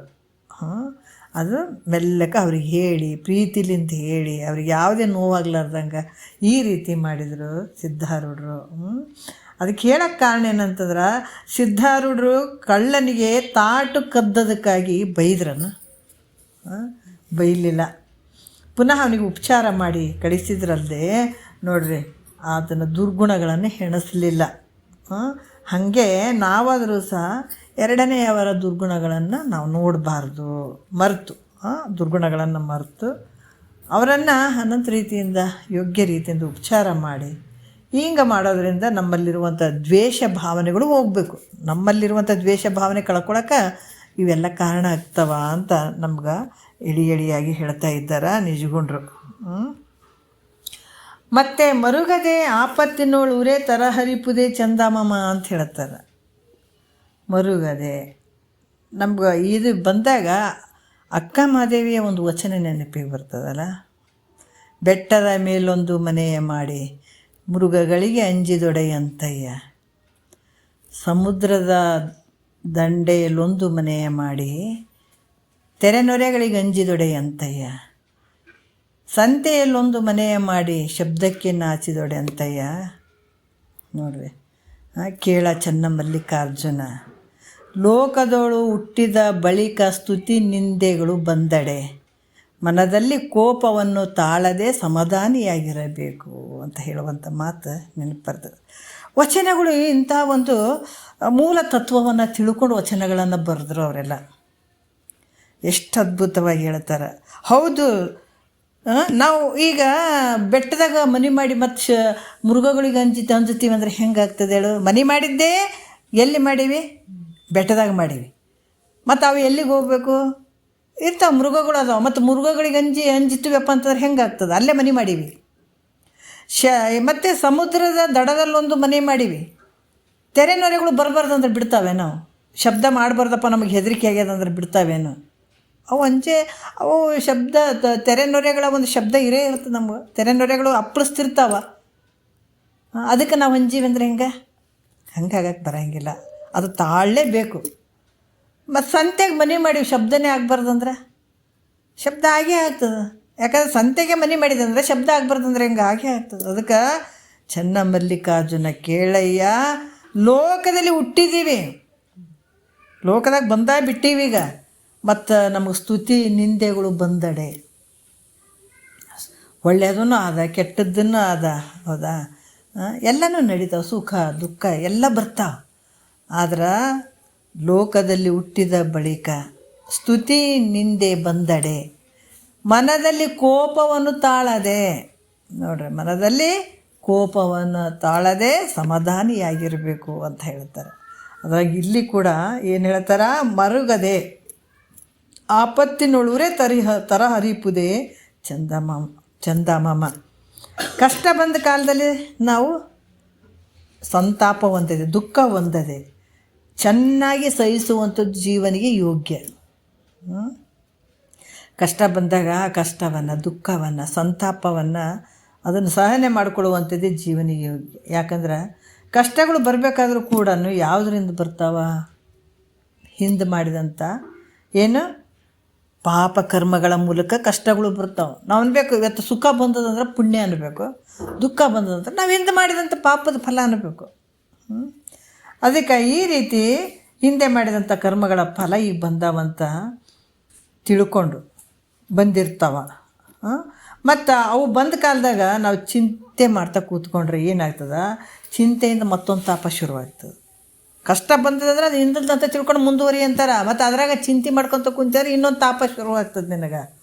ಕಷ್ಟಗಳಿನ ಒಂದು ತಾಪ ಮತ್ತು ಈಗ ಎರಡು ತಾಪ ಈ ರೀತಿಯಾಗಿ ಅನುಭವಿಸ್ಬೇಕು. ಒಂದರಿಂದ ಒಂದು ಶುರುವಾಗ್ತಾವೆ. ಚಿಂತೆ ಯಾಕಂದ್ರೆ ಮಾಡಿದರೂ ಕೂಡ, ಚಿಂತೆ ಮಾಡಿದರೂ ಕೂಡ ಹೇಳಿದ್ದಾರೆ, ಚಿಂತೆ ಮಾಡಿದರೂ ಕೂಡ ಅವು ನಿವೃತ್ತಿ ಆಗ್ತವೇನಂದ್ರೆ ಆಗಂಗಿಲ್ಲ. ಬಂದಂಥ ಕಷ್ಟವನ್ನು ನೀವು ಉಣಬೇಕು. ಭಾಳಷ್ಟು ಜನ ಹೇಳ್ತಾರೆ, ಇಲ್ಲರಿ ಸಿದ್ಧಾರೂಢರು ಅದಕ್ಕೆ ಹೇಳಿದ್ದಾರೆ, ಅವ್ರು ಬಂದಂಥ ಕಷ್ಟಗಳನ್ನು ಅನುಭವಿಸ್ಬೇಕು, ಅದನ್ನು ನಿವೃತ್ತಿ ಮಾಡ್ಕೊಳ್ಬೋದಲ್ರಿ. ಭಾಳಷ್ಟು ಜನ ಅದಾರ ಹಂಗೆ ಹಿಂಗೆ ಹೇಳ್ಬಿಟ್ಟು ಕಷ್ಟವನ್ನು ನಿವೃತ್ತಿ ಮಾಡೋರು ಅದಾರ. ಅದಕ್ಕೆ ನಾವು ಅಲ್ಲಿ ಹೋಗ್ತೀವಿ ಇಲ್ಲಿ ಹೋಗ್ತೀವಿ ಜ್ಯೋತಿಷ್ ಬಳಿಗೆ ಹೋಗ್ತೀವಿ. ನೀನು ಕಷ್ಟವನ್ನು ಪರಿಹಾರ ಮಾಡ್ಕೊಳ್ಬೋದು, ಅದ್ರ ತಾತ್ಪೂರ್ತಿಕ. ಆದ್ರೆ ಅದು ಕಷ್ಟ ಹೋಗ್ಬಿಡ್ತದೆ ಅಂದ್ರಲ್ಲ, ಸಂಚಿತ ಕರ್ಮಕ್ಕೆ ಜಮಾ ಆಗ್ತದೆ. ಅದು ನೀ ಆ ಕಷ್ಟ ಉಣಲಿಲ್ಲ, ಸ್ವಲ್ಪ ಮುಂದಕ್ಕೆ ತಳ್ಳಿದೆ ಅಂತಂದ್ರೆ ಆ ಕಷ್ಟಕ್ಕೆ ಜಮಾ ಆಗಿ ಮತ್ತೆ ಅದು ಮುಂದಿನ ಜನ್ಮಕ್ಕೆ ಡಬ್ಬಲ್ ತ್ರಿಬ್ಬಲ್ ಆಗಿ ನಿನಗೆ ಕಾಡ್ತದೆ. ಅದಕ್ಕೆ ಅದು ಏನೇ ಕಷ್ಟ ಇದ್ದರೂ ಕೂಡ ನೀವು ಊಟ ಮಾಡಬೇಕು ಅಂತಾರೆ ಮಹಾತ್ಮರು. ಮತ್ತು ಮುಂದೆ ಗಂಟು ಕಟ್ಕೋಬೇಡ. ನಾವು ಭಾಳಷ್ಟು ಜಗತ್ತಿನಾಗ ಇವು ಎಲ್ಲ ಗೊತ್ತಿರಂಗಿಲ್ಲ, ವಿಚಾರಗಳು ಗೊತ್ತಿರಂಗಿಲ್ಲ. ನಾವು ಮೊದಲು ಕಷ್ಟ ಬಂದದಂಗೆ ಪರಿಹಾರ ಮಾಡ್ಕೊಳ್ಬೇಕಂತ ಹೋಗ್ತೀವಿ. ಪರಿಹಾರ ಮಾಡ್ಕೊಳ್ಳುವಂಥದ್ದು ಯೋಗ್ಯ ಅಲ್ಲ. ಯಾಕಂದ್ರೆ ಅದನ್ನು ಚೆನ್ನಾಗಿ ಉಣ್ಬೇಕಂತಾರೆ. ಅದಕ್ಕೆ ಬರಲುಳ್ಳ ದುಃಖವನ್ನು ಅನುಭವಿಸದೆ ಬೇರೆ ಪರಿಹಾರ ಅದಕ್ಕಿಲ್ಲ. ಹೌದೆಂದೆಡೆ ರಾಮ ನಳ ಪಾಂಡವರು ನೊಯ್ಯಲೇಕೆ. ಬರುವಂಥ ಕಷ್ಟವನ್ನು ಅನುಭವಿಸಲೇಬೇಕು. ಶ್ರೀಕೃಷ್ಣ ಪರಮಾತ್ಮ ಜೊತೆಗೆ ಇದ್ದ ಪಾಂಡವರ ಜೊತೆಗಿದ್ದ ಯಾಕೆ ಕಷ್ಟ ಬಂತವರಿಗೆ, ಅದನ್ನು ನಿವೃತ್ತಿ ಮಾಡ್ಬೋದಾಗಿತ್ತಲ್ಲ. ನಮ್ಮನ್ನು ಎಷ್ಟು ವಿಚಾರಗಳು ಅದಾವ್ರಿ ನಮ್ಗೆ. ಇವನ್ನ ತಿಳ್ಕೊಂಡು ಹೋದ್ರೆ ನಮ್ಗೆ ಯಾವ ದುಃಖನೂ ಇಲ್ಲ, ಯಾವ ಸುಖನೂ ಇಲ್ಲ, ದುಃಖನೂ ಇಲ್ಲ. ಆನಂದರಾಗಿ ಬಿಡ್ತೀವಿ ನಾವು, ಆನಂದರಾಗಿ ಬಿಡ್ತೀವಿ. ಯಾಕಂದ್ರೆ ಬಂದಂಥದ್ದು ಚಂದ ಊಟ ಮಾಡ್ಬೇಕಂತಾರೆ. ಉಂಡು ಮುಗಿಸಿಬಿಡ್ರಿ, ಅದನ್ನು ಮುಂದಕ್ಕೆ ಇಡಬೇಡ್ರಿ ಅಂತಾರೆ ಅವರು. ಹೌದಿಲ್ಲ? ಶ್ರೀಕೃಷ್ಣ ಪರಮಾತ್ಮ ಭಗವಂತ ಆತಗೆ ಏನು ಮನಸ್ಸು ಮಾಡಿದ್ರೆ ಏನನ್ನಾದ್ರೂ ಮಾಡ್ಬೋದಾಗಿತ್ತಲ್ಲ. ಪಾಂಡವ್ರಿಗೆ ಯಾಕೆ ಅಷ್ಟು ಕಷ್ಟ ಬಂತು, ಅದು ಅನುಭವಿಸ್ಲೇಬೇಕಿತ್ತದು. ಅದೇ ಆತ ಏನಾರು ನಿವೃತ್ತಿ ಮಾಡಿದ್ನಂದ್ರೆ ಡಬಲ್ ತ್ರಿಬಲ್ ಆಗ್ತಿತ್ತು, ಮುಂದೆ ಸಂಚಿತ ಕರ್ಮಕ್ಕೆ ಜಮಾ ಆಗಿಬಿಡ್ತಿತ್ತು ಅದು. ಹಾಗಾಗಿ ಅದನ್ನು ಊಟ ಮಾಡೋಕ್ಕೆ ಬಿಟ್ಬಿಟ್ರು ಅವರು. ಅದಕ್ಕೆ ಇಲ್ಲಿ ಕೂಡ ಏನಾಗ್ತದ, ಬಂದಂಥ ಕಷ್ಟಗಳನ್ನ ಚಿಂತೆ ಮಾಡ್ಕೊತ ಕುಂದಿರ್ತೀನಿ ರೀ. ಗುರು ವಾಕ್ಯ ಯಾಕ್ರಿ ಬೇಕು, ನಮ್ಗೆ ಹನ್ನೆರಡು ಚಿಂತೆ ಐತ್ರಿ, ಅವ್ರ ವಾಕ್ಯಗಳು ತಲೆಗೆ ಹೆಂಗೆ ಹೋಗ್ತಾವ್ರಿ ಅಂತೀವಿ ಕೆಲವು ಸಲ. ಹೌದಲ್ಲ? ನಮಗೆ ಅಂಥ ಚಿಂತೆ ಆಗೈತ್ರಿ ಅಂತ ಹೇಳ್ತೀವಿ. ಅದಕ್ಕೆ ನೀ ಏಟ್ ಸಾಯೋವ್ರಿಗೆ ಚಿಂತೆ ಮಾಡ್ಕೊತ ಕುಂತ್ರೆ ದುಃಖ ನಿವೃತ್ತಿ ಆಗ್ತದೇನು ಅಂದ್ರೆ ಖಂಡಿತ ಆಗಂಗಿಲ್ಲ. ಅದರಿಂದ ಅದನ್ನು ಕಷ್ಟ ಏನು ಬಂದ ಕಾಲದಲ್ಲಿ ಚಿಂತೆ ಮಾಡದೆ ಅವುಗಳನ್ನು ಹೆಂಗಪ್ಪ ಅಂತಂದ್ರೆ ಸಮಾಧಾನವಾಗಿ, ಸಾವಧಾನವಾಗಿ, ನಿಧಾನವಾಗಿ ಅದನ್ನು ಉಂಡು ತೀರಿಸ್ಬೇಕು, ಉಂಡು ಬಿಡ್ಬೇಕಂತ ಹೇಳ್ತಾರೆ ಅವರು. ಮತ್ತು ಯಾವತ್ತು ಸಾಯೋವರೆಗೆ ಹಂಗೆ ಇರ್ತದೇನ್ರಿ ಕಷ್ಟ. ಈಗ ಭಾಳ ಕಷ್ಟ ಬಂದದ್ರಿ, ಮತ್ತು ಈ ಸಾಯೋವರೆಗೆ ಹಂಗೆ ಇರ್ತದೆ ಸಾಯೋವರೆಗೆ ಹಂಗೆ ಇರೋಂಗಿಲ್ಲ. ಅದು ಸ್ವಲ್ಪ ದಿವಸ ಇರ್ತದೆ. ಹೆಂಗೆ ರೊಟ್ಟಿನ ನೆರಳು ಬಿಸಿಲು ಇದ್ದಂಗೆ. ರಾತ್ರಿ ಕತ್ಲಂತ ಎದಕ್ಕೆ ಮಾಡ್ಯಾನ? ಈ ರಾತ್ರಿ ಕತ್ಲಂತ ಕೂಡ ಹಾಗೇನೆ. ಇದು ಕಷ್ಟ ಸುಖ ಇದ್ದಂಗೆ. ಹಗಲತ್ತು ನಾವೇನು ಕಾಣ್ತೀವಿ ಅದು ಸುಖ ಇದ್ದಂಗೆ, ರಾತ್ರಿ ದುಃಖ ಇದ್ದಂಗೆ. ಈಗ ಮುಂಜಾನೆ ಸುಖವನ್ನು ಅಂದರೆ ನಮ್ಗೆ ಸುಖ ಅಂದಂಗೆ ಆಗ್ತದೆ, ರಾತ್ರಿ ದುಃಖ ಅಂದಂಗೆ ಆಗ್ತದೆ. ಎರಡೂ ಬರ್ತಾವಿಲ್ಲ, ರಾತ್ರಿನೂ ಆಗ್ತದೆ ಹಗಲಿನೂ ಆಗ್ತದೆ. ಆದರೆ ಯಾವತ್ತೂ ಹಗಲಿನೇ ಅದನ್ನು, ಯಾವತ್ತೂ ರಾತ್ರಿನೇ ಅದನ್ನು. ಹಂಗೆ ಇಲ್ಲಿ ಕೂಡ ದುಃಖ ಯಾವತ್ತೂ ಇರೋಂಗಿಲ್ಲ, ಸುಖ ಯಾವತ್ತೂ ಇರೋಂಗಿಲ್ಲ. ಸುಖ ಬಂತು ಅಂದಾಗ ಸ್ವಲ್ಪ ದಿವಸ ಇರ್ತದೆ, ದುಃಖ ಬರ್ತದೆ. ದುಃಖ ಬಂತದಂದ್ರೆ ಸುಖ ಬರ್ತದೆ ಅಂದ್ಕೋಬೇಕು. ಹಂಗೆ ಮಾಡಬೇಕಾಗ್ತದೆ. ಅದಕ್ಕೆ ಈ ರೀತಿ ತಿಳ್ಕೊಂಡಾಗ ಏನೇ ಕಷ್ಟ ಬಂದರೂ ಕೂಡ ಆನಂದವಾಗಿ ತಿನ್ನಬೇಕದು, ಅದನ್ನು ಅನುಭವಿಸ್ಬೇಕು. ಈ ರೀತಿ ಜೀವಾತ್ಮನಿಗೆ ಯೋಗ್ಯವಾಗಿರುವಂಥದ್ದು. ಯಾಕಂದ್ರೆ ಅವು ಯಾವಾಗಲೂ ಇರುವಂಥವಲ್ಲ, ಬಂದಂಥದ್ದನ್ನು ನಾವು ಅನುಭವಿಸ್ಬೇಕು. ಯಾವ ರೀತಿ ಅಂದರೆ ಸಹನೆ ಮಾಡ್ಕೊಳ್ಬೇಕಾಗ್ತದೆ. ಯಾಕಂದರೆ ಇವು ಯಾವಾಗಲೂ ಮನುಷ್ಯ ಅಂತಂದಮೇಲೆ ಸುಖ ದುಃಖಗಳು ಬರುವಂಥವೇ. ನೀ ಬ್ಯಾಡ ಅಂದ್ರೂ ಬಿಡಂಗಿಲ್ಲ, ಸುಖನೂ ಬಂದೇ ಬರ್ತದೆ, ದುಃಖನೂ ಬಂದೇ ಬರ್ತದೆ. ಅದಕ್ಕೆ ಈ ರೀತಿಯಾಗಿ ಯಾವಾಗ ಇಲ್ಲಿ ಕೂಡ ಭಗವದ್ಗೀತೆಯಲ್ಲಿ ಕೂಡ ಹೇಳ್ತಾರೆ, ಅರ್ಜುನಿಗೆ ಭಗವಂತ ಕೂಡ ಹೇಳ್ತಾನೆ, ಕಷ್ಟಗಳು ಬಂದಾಗ ಸಂತಾಪವನ್ನು ಹೊಂದದೆ, ದುಃಖವನ್ನು ಹೊಂದದೆ ಅದನ್ನು ಚೆನ್ನಾಗಿ ಸಹಿಸುವಂಥದ್ದು ಜೀವನಿಗೆ ಯೋಗ್ಯ ಅರ್ಜುನ ಅಂತ ಹೇಳ್ತಾರೆ ಅವರು. ಯಾರು? ಶ್ರೀಕೃಷ್ಣ ಪರಮಾತ್ಮ ಇದನ್ನೇ ಉಪದೇಶ ಮಾಡಿದಂಥದ್ದು. ಏನೇ ಕಷ್ಟ ಬಂದದಂದರೂ ಕೂಡ ಅದನ್ನು ಸಾವಧಾನವಾಗಿ ಅದನ್ನು ಅನುಭವಿಸುವಂಥದ್ದು. ಅಲ್ಲಿ ಬಂತಪ್ಪ ದುಃಖ ಅಂತ ದುಃಖ ಪಡೆದೇನೆ ಅದನ್ನು ಚೆನ್ನಾಗಿ ಅದನ್ನು ಸ್ವೀಕಾರ ಮಾಡುವಂಥದ್ದು ಜೀವನಿಗೆ ಯೋಗ್ಯ ಅಂತ ಹೇಳುವಂಥದ್ದು. ಮತ್ತು ತೊರೆದುದರಲ್ಲಿ ಮತ್ತೆರಗ ದಿಪ್ಪುದೇ ಚಂದ ಮಾಮ ಅಂತ ಇನ್ನೂ ಒಂದು ವಿಚಾರವನ್ನು ಹೇಳ್ತಾರೆ. ಭಾಳ ಅದ್ಭುತವಾದಂಥ ವಿಚಾರವನ್ನು ಹೇಳ್ತಾರೆ ಅವರು. ಅದಕ್ಕೆ ಇಲ್ಲಿ ಕೂಡ ಹೇಳ್ತಾರೆ, ಏನು ಬಿಟ್ಟದರಲ್ಲಿ ಪುನಃ ಕೂಡದೆ ದಾಟುವುದು ಜೀವನಿಗೆ ಯೋಗ್ಯ. ಏನಾದರೂ ಇಹಲೋಕದಲ್ಲಿರುವಂಥ ಭೋಗಾದಿಗಳು ಏನು ಅದಾವ ಯಾವ ಅಂತಂದ್ರೆ, ನಾವು ಈಗ ಒಕ್ಕಲ್ತನ ಮಾಡುವಂಥದ್ದಾಗಿರ್ಬೋದು, ಕಮರ್ಷಿಯಲ್ ಅಂದರೆ ಈ ವ್ಯಾಪಾರ ಮಾಡುವಂಥದ್ದಾಗಿರ್ಬೋದು, ಕೆಲವು ಸೇವೆಗಳನ್ನು ಮಾಡುವಂಥದ್ದಾಗಿರ್ಬೋದು, ಇವೆಲ್ಲ ಏನಾಗ್ತದೆ, ಈ ಸೇವೆ ಮೊದಲಾದವುಗಳನ್ನು ಮಾಡೋದ್ರಿಂದ ಇವೆಲ್ಲ ಇಹಲೋಕದ ಭೋಗಗಳು ಪ್ರಾಪ್ತಿಯಾಗ್ತವೆ ನಮಗೆ. ನಾವೇನಾದರೂ ಕೃಷಿ ಮಾಡುವಂಥದ್ದಾಗಿರ್ಬೋದು, ಆಮೇಲೆ ಈ ವ್ಯಾಪಾರ ಮಾಡುವಂಥದ್ದಾಗಿರ್ಬೋದು, ಕೆಲವು ಹಲವಾರು ಇವೆಲ್ಲ ಅವುಗಳನ್ನು ಮಾಡೋದ್ರಿಂದ ಏನಾಗ್ತದೆ ನಮಗೆ ಕೆಲವೊಂದು ಇಹದ ಭೋಗಗಳು ಪ್ರಾಪ್ತಿ ಆಗ್ತಾವೆ. ಮತ್ತು ಈ ಸ್ವರ್ಗಾದಿ ಲೋಕಗಳು ಪ್ರಾಪ್ತಿ ಆಗ್ಬೇಕಂದ್ರೂ ಕೂಡ ಯಜ್ಞ ಯಾಗಾದಿಗಳು ವೈದಿಕ ಕರ್ಮಗಳನ್ನು ಮಾಡೋದರಿಂದ ಇವು ಪ್ರಾಪ್ತಿ ಆಗ್ತಾವೆ. ಜಪ ತಪ ಯಜ್ಞ ಯಾಗಾದಿಗಳನ್ನು ಇವೆಲ್ಲ ಮಾಡೋದ್ರಿಂದ ಸ್ವರ್ಗಾದಿ ಭೋಗಗಳು ನಮಗೆ ಪ್ರಾಪ್ತಿ ಆಗ್ತಾವೆ. ಮತ್ತು ಬ್ರಹ್ಮಲೋಕ ಮೊದಲಾದವುಗಳು ಇವೇನಾಗ್ತಾವಂದ್ರೆ ಈ ಪ್ರಾಪ್ತಿ ಆಗಬೇಕಾದಂಥವು ಈ ಭೋಗಗಳು, ಈ ತಪಸ್ಸು ಉಪಾಸನೆ ಮೊದಲಾದವುಗಳಿಂದ. ಯಾಕಂದರೆ ಬ್ರಹ್ಮಲೋಕ ಪ್ರಾಪ್ತಿ ಆಗ್ಬೇಕಾದ್ರೆ ಇಲ್ಲಿ ತಪಸ್ಸು ಉಪಾಸನ ಇವೆಲ್ಲ ಮಾಡೋದ್ರಿಂದ ಬ್ರಹ್ಮಲೋಕ ಪ್ರಾಪ್ತಿ ಆಗ್ತದೆ. ಯಜ್ಞ ಯಾಗಾದಿಗಳು ಮಾಡೋದ್ರಿಂದ ಸ್ವರ್ಗಗಳು ಅಲ್ಲಿ ಪ್ರಾಪ್ತಿ ಆಗ್ತದೆ. ಮತ್ತು ಉಪಾಸನೆ ಮತ್ತು ತಪಸ್ಸು ಇವೆಲ್ಲ ಮಾಡೋದ್ರಿಂದ ಬ್ರಹ್ಮಲೋಕ ಪ್ರಾಪ್ತಿ ಆಗ್ತದೆ. ಈ ಎಲ್ಲ ಭೋಗಗಳು ಸತ್ಯ ಅದಾವೇನು?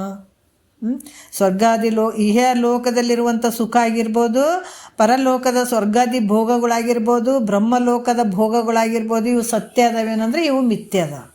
ಹೆಂಗೆ ಮಿಥ್ಯ ಅದಾವಂತಂದ್ರೆ ಇವು ಕ್ಷಯ ಸಾತಿಶಯ ಪತನ ಅನ್ನುವಂಥದ್ದು. ಯಾಕಂದ್ರೆ ಸಾತಿಶಯ ಕ್ಷಯ ಪತನ ಇವು ದುಃಖದಿಂದ ಕೂಡಿದಾವೆ. ನಿಂದು ಎಷ್ಟು ಮಾಡಿರ್ತಿದ್ದಿ ಭಕ್ತಿ ಮಾಡಿರ್ತಿದ್ದಿ ಅಷ್ಟು ಅಲ್ಲಿರ್ತಿದ್ದಿ. ಯಜ್ಞಯಾಗದಿಗಳ ಎಷ್ಟು ಮಾಡಿರ್ತೀವಿ ಅಷ್ಟು ಪುಣ್ಯ ಎಷ್ಟು ಮಾಡಿರ್ತೀವಿ ಅಷ್ಟು ಸ್ವರ್ಗಾದಿ ಭೋಗವನ್ನು ಅನುಭವಿಸ್ತೀವಿ. ಇಹ ಲೋಕದಲ್ಲಿ ಕೂಡ ನಿನ್ನ ಪ್ರಾರಬ್ಧ ಎಷ್ಟು ಬಂದದ ಅಷ್ಟು ಮಾಡಿ ಈ ಪ್ರಾರಬ್ಧ ಮುಗಿದ ನಂತರ ಮತ್ತೆ ಇಹ ಲೋಕದಿಂದ ನೀ ಪರಲೋಕಕ್ಕೆ ಹೋಗ್ತಿದ್ದಿ. ಅಲ್ಲಿ ಪಾಪ ಪುಣ್ಯಕ್ಕನುಸಾರವಾಗಿ ಅಲ್ಲಿ ಅನುಭವಿಸ್ತಿದ್ದಿ. ಅಲ್ಲಿಂದ ತಿರ್ಗ ಮತ್ತು ನಿನ್ನ ಪುಣ್ಯ ತಿರ್ಗಾನೆ ಮತ್ತೆ ಇಲ್ಲಿಗೆ ಬರುವಂಥದ್ದಾಗ್ತದೆ. ಅದಕ್ಕೆ ಪುನಃ ನೋಡ್ರಿ ಈ ರೀತಿಯಾಗಿ ಈ 3 ದುಃಖಗಳಿಂದ ಕೂಡಿದಂಥ ಭೋಗಗಳು ಇವು ಶಾಶ್ವತ ಅಲ್ಲ. ಪುನಃ ನಾನು ಇವುಗಳಲ್ಲಿ ಕೂಡಿಕೊಂಡ್ರೆ ಏನಾಗ್ತದ ನಿತ್ಯವಂತ. ಮತ್ತು ನಾನು ಪದೇ 84 ಲಕ್ಷ ಜೀವರಾಶಿಯಿಂದ ಹಿಂಗೆ ಮಾಡ್ಕೊತ ಬಂದದ್ದು. ಹಾಗಾಗಿ ನಮ್ಗೆ ಪುನರಪಿ ಜನನ ಪುನರಪಿ ಮರಣ, ಬರೀ ಹುಟ್ಟುವಂಥದ್ದು ಸಾಯುವಂಥದ್ದು ಇದೇ ಕೆಲಸ ನಡೆದದು. ಹಾಗಾಗಿ ಮಹಾತ್ಮರು ಹೇಳ್ತಾರೆ ನಿತ್ಯ ಸುಖವಾದಂಥದ್ದು ಏನೈತೆ ನಿತ್ಯ ಸುಖವಾದಂಥದ್ದು. ಮೈತ್ರೇದೇವಿ ಇದನ್ನು ಕೇಳ್ತಾಳಕ್ಕೆ ಒಂದು ದುಃಖದೊಳು ತಾನೊಂದದೇ ಪರಿಪೂರ್ಣ ಆನಂದ ರೂಪಿಂದ ಸಂತತ ಮೇಲೆ ಪರಿಪೂರ್ಣ ಆನಂದ ಅಂತ ಹೇಳಕ್ಕೆ ಅರ್ಧಮರ್ಧ ಆನಂದ ಅಲ್ಲ. ಮತ್ತು ನಾವು ಯಾವ್ದು ಬಯಸ್ತಾ ಇದ್ದೀವಿ ಅಂದರೆ ಅರ್ಧಮರ್ಧ ಆನಂದಗಳು ನಾವು ಇಹ ಭೋಗಕ್ಕಾಗೆ ಬಡ್ದಾಡಕತ್ತೀವಿ. ಇನ್ನು ಪರಲೋಕಕ್ಕೆ ನಾವು ಹೋಗಿಲ್ಲ. ನಮ್ಮದು ಮನಸ್ಸು ಎಷ್ಟು ಕ್ಷಣಿಕ ಐತಪ್ಪ ಅಂತಂದ್ರೆ ಇಹದಲ್ಲಿ ನಾವು ಬಿಟ್ಟು ಹೋಗ್ತೀವಿ. ಮನ್ಯಾಗೂ ಎಲ್ಲರೂ ಬಿಟ್ಟು ಹೋಗಕತ್ತಾರಂತ ಕೂಡ ನಮ್ಗೆ ತಲೆಗೆ ಬಿಡೋವಲ್ದು. ಆದರೂ ಕೂಡ ಇಹ ಲೋಕದಲ್ಲಿ ಸುಖವಾಗಿರ್ಬೇಕನ್ನುವಂಥದ್ದಕ್ಕೆ ಬಡ್ದಾಡಿ ಅರ್ಧ ಆಯುಷ್ಯ ಕಳ್ಕೊಂಡ್ಬಿಡ್ತೀವಿ. ಮತ್ತು ಪರಲೋಕದ ಸ್ವರ್ಗಾದಿ ಭೋಗಗಳಕ್ಕೆ ಇನ್ನೂ ಹೋಗೇ ಇಲ್ಲ. ಮತ್ತು ಇನ್ನು ಮುಂದೆ ಇನ್ನೂ ಭಾಳ ಅದಾವಲ್ಲ, ಇನ್ನೂ ಹೋಗೇ ಇಲ್ಲ ನಾವು. ಅದಕ್ಕೆ ಮಹಾತ್ಮರು ಹೇಳ್ತಾರೆ ಇಲ್ಲಿ ಕೂಡ ಈ ಯಾವುದಂದ್ರೆ ಪರಿಪೂರ್ಣ ಆನಂದ ಐತೆ. ಅಂಥ ಆನಂದವನ್ನು ನನಗೆ ಹೇಳಂತ ಕೇಳ್ತಾರೆ ಮೈತ್ರಾದೇವಿ. ಅಂಥ ಆನಂದವನ್ನು ಪಡ್ಕೊಳ್ಬೇಕಾದಂಥದ್ದು ಜನ್ಮ ಯಾವುದು? ಮಾನವ ಜನ್ಮ. ಇದು ಯಾಕೆ ಇಷ್ಟು ಮಾನವ ಜನ್ಮ ದೊಡ್ಡದು? ಇದು ಹಾನಿ ಮಾಡಿಕೊಳ್ಳಲು ಬೇಡ ಉತ್ಸಪ್ಪ ಗಳಿರ ಅಂತಂದ್ರೆ ಯಾವುದಕ್ಕೆ ಈ ಮಾತು ಹೇಳಿದರು ಅಂತಂದ್ರೆ ಇಂಥ ಒಂದು ಪರಿಪೂರ್ಣ ಆನಂದವನ್ನು ಪಡ್ಕೊಳ್ಬೇಕಾದಂಥದ್ದು ಭಾಳ ಮುಖ್ಯ ಈ ಮಾನವ ಜನ್ಮದಲ್ಲಿ. ಬರೀ ನಾವು ಉಂಡು ತಿಂದು ಮಕ್ಕಳನ್ನು 1-2 ಮಕ್ಕಳನ್ನ ಭಾಳಷ್ಟು ಜನ ನೋಡ್ರಿ. ಅದಕ್ಕೆ ಇದು ಅಜ್ಞಾನ ಅನ್ನುವಂಥದ್ದು. ಮಕ್ಕಳ ಆದಗಳನ್ನೇ ಒಂದು ಮನೆ ಏನು ಮಾಡ್ತೀವಿ ಅವು ಓದಿಸ್ತೀವಿ ಬರೆಸ್ತೀವಿ. ಅಂಥದ್ದು ಲೌಕಿಕ ವಿದ್ಯೆ ಅವಕ್ಕೊಂದು ನೌಕರಿ ಆಯ್ತಂತೀವಿ. ಆಯಿತಾ, ಅದಾದ ನಂತರ ಮದುವೆ ಮಾಡ್ತೀವಿ, 2 ಮಕ್ಕಳದು ಆಯ್ತಪ್ಪ ಇವ್ರ ಸಂಸಾರ ಪರಿಪೂರ್ಣ ಆಯ್ತು ಅಂತ ತಿಳ್ಕೊಂಡ್ಬಿಡ್ತೀವಿ. ಮುಗೀತು, ಇಷ್ಟಕ್ಕೆ ಮುಗೀತು. ಅವ್ರು ಹೆಂಗಾನ ಒದ್ದಾಡ್ಕೊಂತ ಹೋಗಲಿ, ಹಂಗಾನ ಸಾಯಲಿ, ನಮಗೆ ಬೇಕಾಗಿಲ್ಲ. ತಂದೆ ತಾಯಿ ಉದ್ದೇಶ ಏನೇ ಮದುವೆ ಮಾಡಬೇಕು, 2 ಮಕ್ಕಳಾಗಬೇಕು, ಮೊಮ್ಮಕ್ಕಳು ಇವ್ರು ಕಾಣಬೇಕು, ಚೊಚ್ಚೋ ಅಂತ ಇವ್ರು ಆಡಿಸ್ಬೇಕು. ಕೊನೆವರೆಗೂ ನಾವು ಹಿಂಗೇ ಮಾಡ್ತೀವಿ. ನಾವು ಸತ್ಯವಾಗಿ ಶಾಶ್ವತವಾಗಿ ಇದ್ದೀವಿ. ಮಕ್ಕಳನ್ನು ಮೊಮ್ಮಕ್ಕಳನ್ನ ಎಲ್ಲ ನೋಡ್ಕೊಂಡು ಹೋಗ್ತೀವಿ ಅಂತ ನಮ್ಮ ಭ್ರಮೆ ಇರ್ತದೆ. ನಾವು ಹಿಂಗೆ ಇರ್ತೀವಿ ಅಂತ ಅವ್ರ ಭ್ರಮೆ ಇರ್ತದೆ. ಒಂದೊಂದು ಸಲ ಹತ್ಕೊಂತ ಹೋಗೋದಾಗಿಬಿಡ್ತದೆ. ಅದಕ್ಕೆ ನಿಜವಾದ ವಸ್ತುವನ್ನೇ ನಾವು ಯಾತಕ್ಕೆ ಬಂದೀವಿ, ಏನು ಪಡ್ಕೊಳ್ಬೇಕು ಅನ್ನೋದೇ ಮರ್ತು ಬಿಟ್ಟಿದ್ದೀವಿ ಈ ಗುಂಗಿನಲ್ಲಿ. ನಮಗೆ ಯಾವ ಗುಂಗು ನಶೆ ತೊಗೊಂಡದು? ಯಾವುದು ಸಂಸಾರ ನಶೆ ತೊಗೊಂಡದು? ನಮಗೆ ಹುಚ್ಚು ನಶೆ ಆಗಿಬಿಟ್ಟದ. ಯಾವುದು? ಸಂಸಾರ, ಗಂಡ, ಮನೆ, ಮಕ್ಕಳು, ರೊಕ್ಕ, ರೂಪಾಯಿ ಅನ್ನುವಂಥ ತಲೆಗೆ ಏನಾಗ್ಯದ ಈ ಸಂಸಾರ ನಶೆ ತೊಗೊಂಡ್ಬಿಟ್ಟಾಗ ಇದು ಸದಾಕಾಲನ ಪರಿಪೂರ್ಣ ಆನಂದ ಹೆಂಗೆ ಹತ್ತುತ್ತದೆ ಹೇಳ್ರಿ? ಅದಕ್ಕೆ ಈ ನಿಶೆ ಹೋಗ್ಬೇಕಿದು, ಈ ಗುಂಗು ಹೋಗ್ಬೇಕು. ಈ ಗುಂಗು ಯಾವಾಗ ಹೋಗಿ ಈ ಭಗವಂತನ ಗುಂಗು ಹಿಡಿಬೇಕು. ಅದಕ್ಕೆ ಮಾಡ್ಬೇಕು, ಎಂಥದ್ದು ಮಾಡಬೇಕು. ಏನು ಹೇಳ್ತಾರ? ಯಾವ ರೀತಿ ಭಗವಂತನ ಒಂದು ಈ ಗುಂಗು ನಿನಗೆ ಹಿಡೀತು ಅಂದಾಗ ನೀ ಗೆಲ್ಲುತ್ತಿದೆ. ಇದು ಹಿಡಿಬೇಕು ನಿನಗೆ. ಇದು ಬಿಟ್ಟು ಯಾವುದ್ಯಾವುದೋ ಹಿಡ್ಕೊಂಡೇ ಇಷ್ಟು ದಿವಸ ಜನ್ಮ ಕೊಟ್ಕೊತ ಬಂದಿದೆ. ಅದಕ್ಕೆ ಮಹಾತ್ಮರು ಹೇಳ್ತಾರೆ, ನೀ ಏನು ಮಾಡಿದ್ರು ಕೂಡ ಯಾವ ಶಾಶ್ವತ ಅಲ್ಲ, ಪರಿಪೂರ್ಣವಾದಂಥ ಒಂದು ಆನಂದ ಐತಿ. ಅದಕ್ಕೆ ಮಹಾತ್ಮರು ಒಂದು ಎಚ್ಚರಿಕೆ ಕೊಡ್ತಾರೆ, ಅನಿಮಿತ್ತ ಅರಿಗಳೆನಿಪ ಕಾಮಾದಿಗಳಿಗಾಗಿ ತನುವ ಅನೇಕವನ್ನು ಕೊಟ್ಟೆ ಭವಭವಂಗಳಲ್ಲಿ ಅಂತ ಹೇಳ್ಯಾರ ಅವರು. ಮತ್ತು ಮಹಾತ್ಮರು ಹೇಳಕತ್ತಾರ, ನಿನಗೊಂದು ದೇಹವನ್ನು ಕೊಟ್ಟು ಈ ಶರೀರ ನಿನಗಾಗಿ ಇಟ್ಕೊ ಅಂದ್ರೆ ನಮ್ಮ ತಲೆಗೆ ಹೋಗೋವಲ್ದು. ಯಾಕೆ ಹೋಗೋವಲ್ದು ಅಂದ್ರೆ ಅದು ಬೇರೆ ಗುಂಗು ತಲೆಗಾದ ನಮಗೆ. ಯಾವುದು ಇದು ಉದ್ಧಾರ ಮಾಡುವಂಥ ಸಂಸಾರ ಉದ್ಧಾರ ಮಾಡಿ ಮಕ್ಕಳ ಮರುಗಳನ್ನು ಉದ್ಧಾರ ಮಾಡುವಂಥ ಗುಂಗು ತಲೆಗಿದ್ದಾಗ ಇದು ಯಾವಾಗ ಹೋಗ್ತದೆ? ಈ ಗುಂಗು ತೆಗೆದು ಹಾಕಿದಾಗ ಅದು ಹೋಗ್ತದೆ. ಮತ್ತು ಇಷ್ಟು ಹೇಳಿದ್ರೆ ನಮಗೆ ನಿನಗೊಂದು ದೇಹವನ್ನು ಕೊಟ್ಟಂತಂದಾಗ, ಅಪ್ಪ ಶಿವ ಇದನ್ನು ತಿಳ್ಕೊಳ್ಬೇಕಲ್ಲೋ, ನಾನು ಇದನ್ನು ಪಡ್ಕೊಳ್ಬೇಕು. ಯಾವಾಗ ಪಡ್ಕೊಂಡೇನು? ಇಷ್ಟು ದಿವಸ ನಾಯಿ ನರಿ ಹಂಗೆ ಕಳೆದ್ಬಿಟ್ಟೆ, ಆಯುಷ್ಯ ಮುಗ್ದೋ ಹೋಗ್ಯಾವ, ಇನ್ನೂ ಸ್ವಲ್ಪ ದಿವಸ ಉಳಿದವು, ಮುಂದೆ ಬರೋವು ಎಷ್ಟು ಅದಾವೆ ಹೇಳ್ರಿ. ಅದ್ರಾಗ ಎಷ್ಟು ವಿಷಯಾದಿಗಳು ಈ ಮಾಯೆ ಎಳ್ದಾಗ್ತದೆ. ಅದರಿಂದ ಬಿಡಿಸ್ಕೊಂಡು ಬಂದು ಸದ್ಗುರುವ ವಾಕ್ಯವನ್ನು ಕೇಳಿ ಅದ್ರ ಪ್ರಕಾರ ನಡ್ಕೊಳ್ಳುವಂಥದ್ದು ಸುಮ್ಮನೆ ಐತೇನು? ಹೋರಾಟ ಐತೆ ಅದು. ಅದಕ್ಕೆ ಕುರುಕ್ಷೇತ್ರ ಯುದ್ಧ ಅಂತ ಹೇಳಿದ್ರೆ ಅದಕ್ಕೆ ಈಗ ನಮಗೆ ಕತಿ ರೂಪವಾಗಿ ಹೇಳಿದ್ದಾರೆ. ಮಹಾಭಾರತದಲ್ಲಿ ಕತಿ ರೂಪವಾಗಿ ಹೇಳಿದ್ದಾರೆ. ಅದು ಇರುವಂಥದ್ದು ನಮ್ಮ ಯುದ್ಧ, ಅದು ಬೇರೆ ಯುದ್ಧದ್ದು ಏನು ಅಲ್ಲದು. ಅದು ನಮ್ಮ ಒಳಗಡೆ ನಡೆಯುವಂಥ ಕುರುಕ್ಷೇತ್ರ ಅದು. ಯಾಕಂದ್ರೆ ಪಾಂಡವರು ಕೌರವರು ಎಲ್ಲದಾರ? ನಮ್ಮೊಳಗೆ ಅದಾರ. ಒಂದು ಒಳಗಡೆ ಒಂದು ಗೂಢಾರ್ಥದ ವಿಚಾರವನ್ನು ಇಟ್ಟು ಕತೆ ಹೇಳಿದ್ದಾರೆ ಮಹಾಭಾರತ ಅಂತ ಹೇಳಿಬಿಟ್ಟದು. ಕೌರವರು ಪಾಂಡವರು ಎಲ್ಲದಾರ? ಇಷ್ಟು ವರ್ಷ ಜನ್ಮಾಂತರದಲ್ಲಿ ಆಳಿದಂಥ ಸ್ವರಾಜ್ಯ ಸಿಂಹಾಸನ ಯಾರು ಆಳಿದ್ರು? ಕೌರವರೇ ಆಳಿದಾರ. ನಮ್ಮೊಳಗೆ ದುಷ್ಟ ಗುಣಗಳು ನಮ್ಮೊಳಗೆ ಇದ್ಕೊಂಡು ನಮ್ಗೆ ಮೋಸ ಮಾಡ್ಯಾರ ಇವರು ಕೌರವರು. ಅದಕ್ಕೆ ಇಲ್ಲಿ ಸದ್ಗುಣಗಳಿಗೆ ಬೆಲೆನೇ ಇಲ್ದಂಗೆ ಆಗಿಬಿಡ್ತು. ಅವರು ಕೂಡ ಇಲ್ಲಿ ಬಂದರು. ಆವಾಗ ಶ್ರೀಕೃಷ್ಣ ಪರಮಾತ್ಮ ಏನು ಮಾಡ್ದ ನೋಡ್ರಿ, ಅಲ್ಲಿ ನೋಡಪ್ಪ, ನಿಮ್ಮ ಸ್ವರಾಜ್ಯ ಸಿಂಹಾಸನ ಪಡ್ಕೊಳ್ಬೇಕಾಗಿತ್ತಂದ್ರೆ ಈ ಯುದ್ಧ ಅನ್ನುವಂಥದ್ದನ್ನು ಸಾರಿದ್ರು ಅವರು. ಅದಕ್ಕೆ ಇಲ್ಲಿ ಕೂಡ ಅಂಥ ಕೌರವರು ಪಾಂಡವರು ಅವ್ರನ್ನ ಸದೆ ಬಡಿ ಅಂತ ಹೇಳ್ತಾರೆ. ಅಂದರೆ ದುಷ್ಟ ಗುಣಗಳನ್ನು ಬಡ್ದಾಕನ್ನುವಂಥ ವಿಚಾರ. ಕೌರವರಿಗೆ ಒಡೆದಾಕ್ರಿ ಅಂತ ಯಾಕೆ ಶ್ರೀಕೃಷ್ಣ ಪರಮಾತ್ಮ ಹೇಳ್ತಾನಂದ್ರೆ, ಅವ್ರನ್ನ ಒಡೆದಾಕದೇ ಇದ್ರಾಗ ನಿನ್ನ ಸ್ವರಾಜ್ಯ ಸಿಂಹಾಸನ ಸಿಗಂಗಿಲ್ಲಪ್ಪ ನಿಂಬದು. ಅದಕ್ಕೆ ದುಷ್ಟ ಗುಣಗಳನ್ನು ತೆಗೆದು ಹಾಕ್ರಿ ಅಂತ ಹೇಳುವಂಥದ್ದೇ ಕುರುಕ್ಷೇತ್ರ ಯುದ್ಧದ ಒಂದು ವಿಚಾರ ಅದು. ಹಾಗಾಗಿ ಇಲ್ಲಿ ಕೂಡ ಏನು ಹೇಳ್ತಾರ, ಇವೆಲ್ಲ ಸತ್ಯ ಅದಾವೇನಪ್ಪ ಅಂತಂದ್ರೆ, ಯಾವುದು ಇಹಲೋಕದ್ದು ಮತ್ತು ಪರಲೋಕದ್ದು ಇವೇನ ಆನಂದಗಳು ಅದಾವಂತ ನಾವು ಅದರಿಂದ ಬೆನ್ನು ಹತ್ತೀವಲ್ಲ, ಅದರಿಂದ ಯಾವ ಸುಖ ಇಲ್ಲಪ್ಪ. ಕ್ಷಣಿಕ ಸುಖಕ್ಕೆ ಯಾಕೆ ಬೆನ್ನು ಹತ್ತೀರಿ?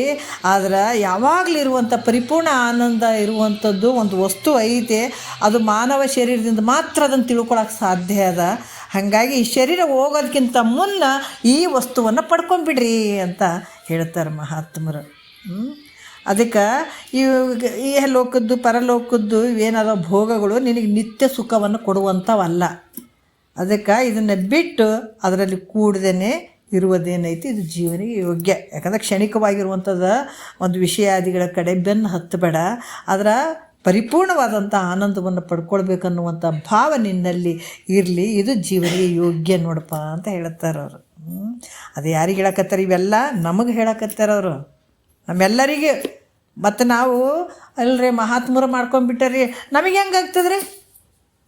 ಅರೆ ಕುಣಿಲಕ್ಕೆ ಬರ್ಲಾರ ನೆಲ ಅಂಕಂದ್ರು ಅಂತ. ಹಂಗಲ್ಲ, ನಿನಗೂ ಹಕ್ಕೈತಪ್ಪ, ನೀನು ಹಂಗೆ ಬರಬೇಕು. ಮತ್ತು ಎಷ್ಟು ಜನ್ಮ ತಿರುಗಾಡ್ತಿದ್ದಿ? ಆಗಂಗಿಲ್ಲ ನಿನಗೆ. ಹೇಳ್ತಾರೆ, ಧರೆಯನ್ನೆಲ್ಲವನ್ನು ಸಣ್ಣಿಸಿ ಧೂಳಿ ಮಾಡಲ್ ಪರಮಾಣುಗಳನ್ನು ತೆನಿತು ದೇಹವನ್ನು ಧರಿಸಿ ತೊಂದೊಂದು ಜೀವರ ಬಸರೊಳಗೆ ಬಂದು ಮರಳಿ ನೀನು ಅತ್ತ ತಿರುಗದಂತೆ ರಚಿಸದೆ. ಎಷ್ಟು ಜನ್ಮಗಳು ಹುಟ್ಟಿ ಸಾಯ್ತಿದೆ ನಿನಗೆ ಬ್ಯಾಸರಿಕಿಲ್ಲನ? ಅವರೇ ಮಾಡ್ಕೊಂಡ್ರೆ ಅವ್ರು ಗೆದ್ರಪ್ಪ, ನೀನು ಯಾವಾಗ ಹೋಗ್ತಿ? ಮಹಾತ್ಮರು ಭಾಳ ಎಚ್ಚರಿಕೆ ಕೊಡ್ತಾರೆ. ಪ್ರತಿಯೊಬ್ಬ ವ್ಯಕ್ತಿ ಈ ಭೂಮಿ ಮೇಲೆ ಬಂದಾನಂದರೆ ಈ ಬ್ರಹ್ಮಜ್ಞಾನವನ್ನು ಪಡ್ಕೊಳ್ಳೇಬೇಕು. ಪಡ್ಕೊಳ್ಳೋತನ ಅವರಿಗೆ ಆ ನೆಮ್ಮದಿ, ಆನಂದ, ಸುಖ ಯಾವುದು ಇಲ್ಲೇ ಇಲ್ಲ. ಎಷ್ಟೇ ಜನ್ಮ ತಿರುಗಾಡಿ ಬರಲಿ, ಕೊನೆಗೆ ಇಲ್ಲಿಗೆ ಬರಬೇಕು, ಜ್ಞಾನಕ್ಕೆ ಬರಬೇಕು. ಅದು ಜ್ಞಾನದಿಂದನೇ ಅಲ್ಲಿ ಮುಕ್ತಿ ಅನ್ನುವಂಥದ್ದು, ಆನಂದ ಅನ್ನುವಂಥದ್ದು, ದುಃಖ ನಿವೃತ್ತಿ ಆಗುವಂಥದ್ದು. ಆ ರೀತಿಯಾಗಿ ಮನುಷ್ಯ ಇದನ್ನು ಪ್ರಯತ್ನ ಮಾಡಲೇಬೇಕನ್ನುವಂಥ ವಿಚಾರವನ್ನು ನಮಗೆ ನಿಜಗೊಂಡರು ಮಹಾತ್ಮರು ಎಲ್ಲರೂ ಗುರು ರೂಪಾಗಿ ಬಂದು ನಮಗೆಲ್ಲ ತಿಳಿಸ್ತಾರೆ. ಇಂಥದ್ದು ನಾವೆಲ್ಲರೂ ಕೇಳ್ತಾ ಇದ್ದೀವಿ ಅಂದ್ರೆ ನಾವೆಲ್ಲ ಧನ್ಯರಂತ ಅಂದ್ಕೊಳ್ಬೇಕು. ಮತ್ತು ಮುಂದಿನ ವಿಚಾರ ಭಾಳ ಅದ್ಭುತ ಅದಾವ, ನಾಳೆ ನೋಡೋಣ. ಒಂದೆರಡು ಮತ್ತು ಗುರುಗಳು ಪಾದಕ್ಕೆ ಅರ್ಪಿಸಿ ಹರವು.